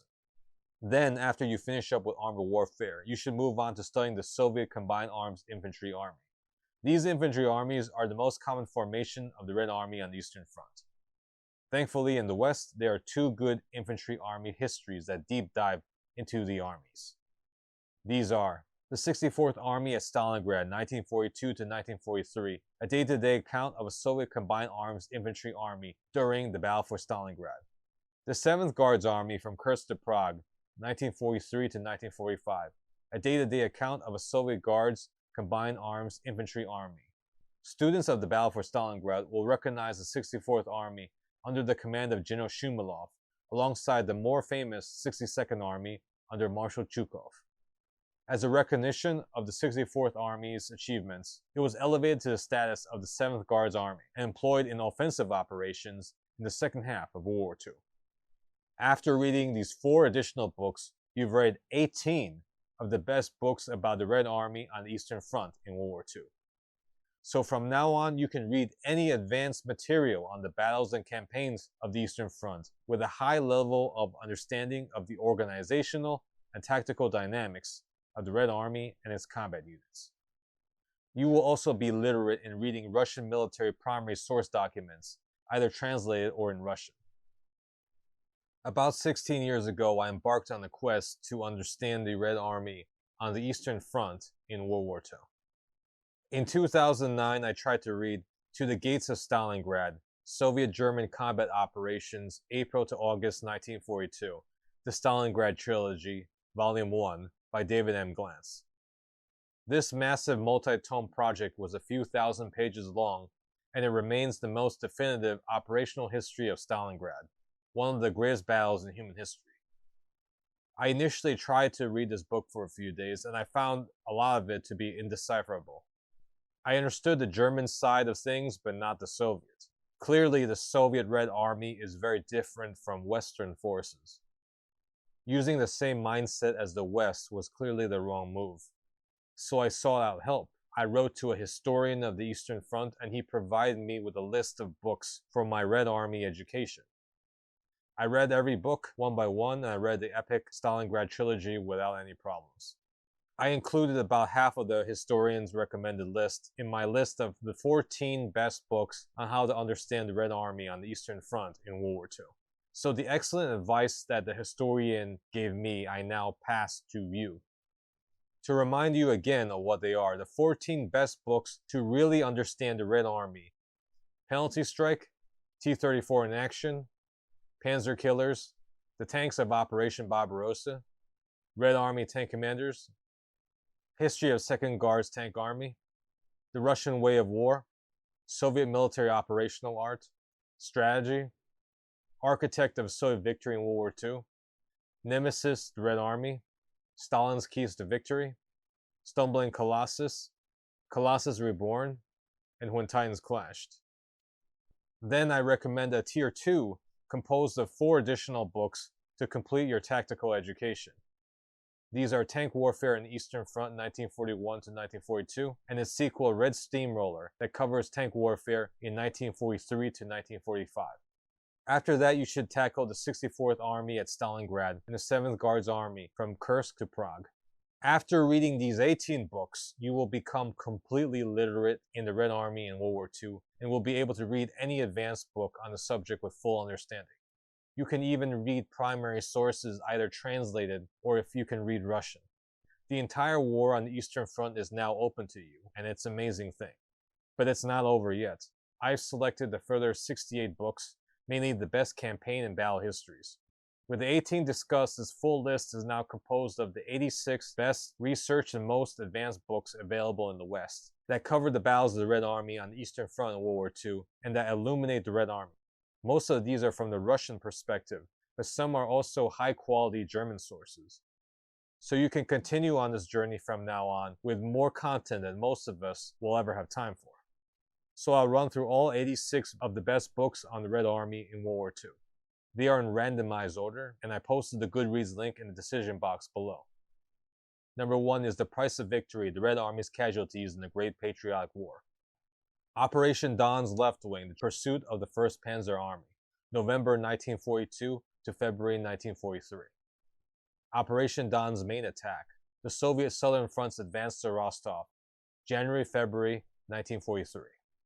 The Forgotten Battle of the Kursk Salient, 7 Guards Army stand against Army Detachment Kempf. Demolishing the Myth, the Tank Battle of Kursk, July 1943, an operational narrative. Battle for Belorussia, the Red Army's Forgotten Campaign of October 1943 to April 1944. Tank Warfare on the Eastern Front, 1943 to 1945, Red Steamroller. The Russian Way of War, Operational Art, 1904 to 1940. Aces at Kursk, the Battle for Aerial Supremacy on the Eastern Front, 1943. Dubno, 1941, the greatest tank battle of the Second World War. Stalingrad, City on Fire. The Tanks of Operation Barbarossa, Soviet versus German armor on the Eastern Front. Fortresses in the East, the Sieges of Ternopil, Kovel, Poznan, and Breslau, 1944 to 1945. Architect of Soviet victory in World War II, the life and theories of G.S. Aitchison. Tank battles in East Prussia and Poland, 1944 to 1945. Armored warfare in the Battle for Budapest. Last Panzer battles in Hungary, spring 1945. The Sword Behind the Shield, a combat history of the German efforts to relieve Budapest, 1945. Operations Conrad 1, 2, and 3. Objective Ponyri, the defeat of 41st Panzer Corps at Ponyri train station.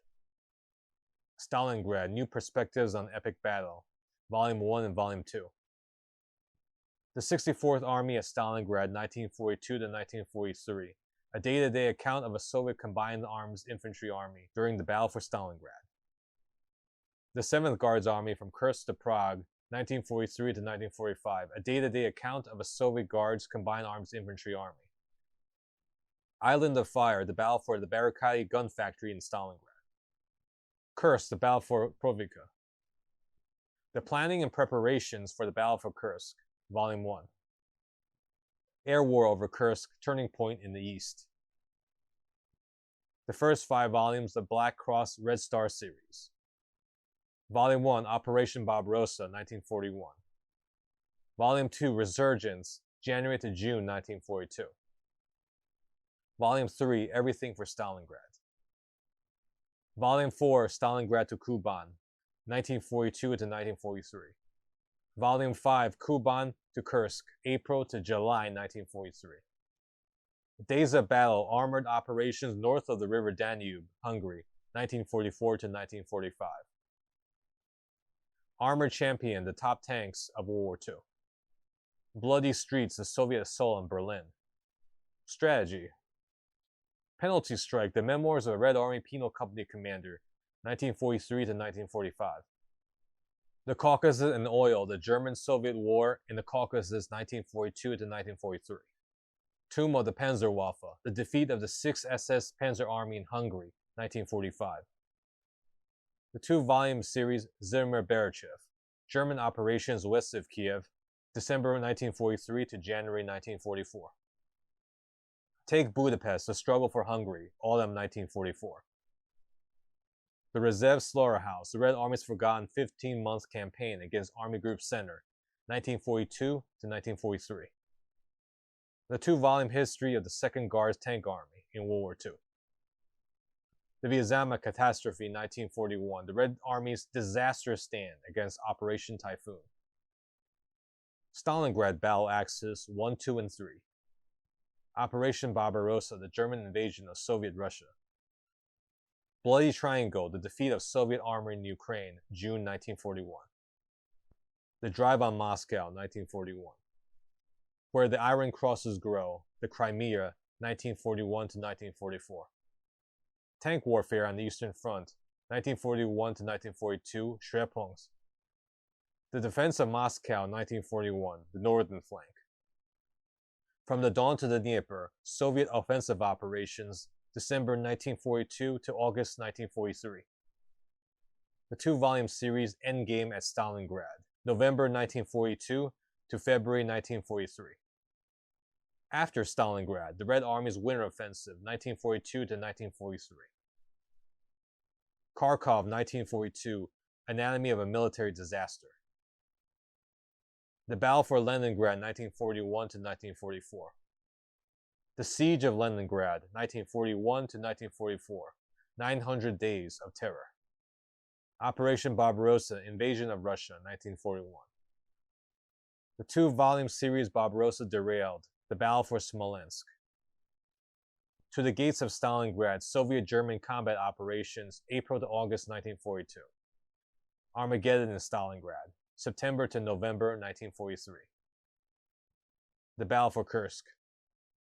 Zhukov's greatest defeat, the Red Army's epic disaster in Operation Mars, 1941. Hell's Gate, the Battle for Cherkasy Pocket, January to February 1944. Red Storm over the Balkans, the failed Soviet invasion of Romania, spring 1944. Decision in the Ukraine, German panzer operations on the Eastern Front, summer of 1943. Last victory in Russia, Panzer Corps and Manstein's Kharkov counteroffensive, February to March 1943. Khorasan Pocket, the encirclement and breakout of a German army in the east, 1944. Soviet Blitzkrieg, the Battle for White Russia, 1944. Kursk, 1943. Keys to victory, the rebirth of the Red Army in World War II. Greatest defeat, the collapse of Army Group Center, June 1944. Red Army tank commanders, the Armored Guards. Panzer Killers, anti-tank warfare on the Eastern Front. T-34 in action. Soviet military operational art in pursuit of deep battle. When Titans clashed, Nemesis, the Red Army, 1930 to 1945. Stumbling Colossus, the Red Army on the eve of World War II. Colossus Reborn, the Red Army at War. So that concludes the 86 best English language books on the Red Army on the Eastern Front in World War II. Thanks so much for watching. Please help out this channel by liking, subscribing, and ringing the notification bell. And check out the playlists. Comment below on what Eastern Front battles interest you the most.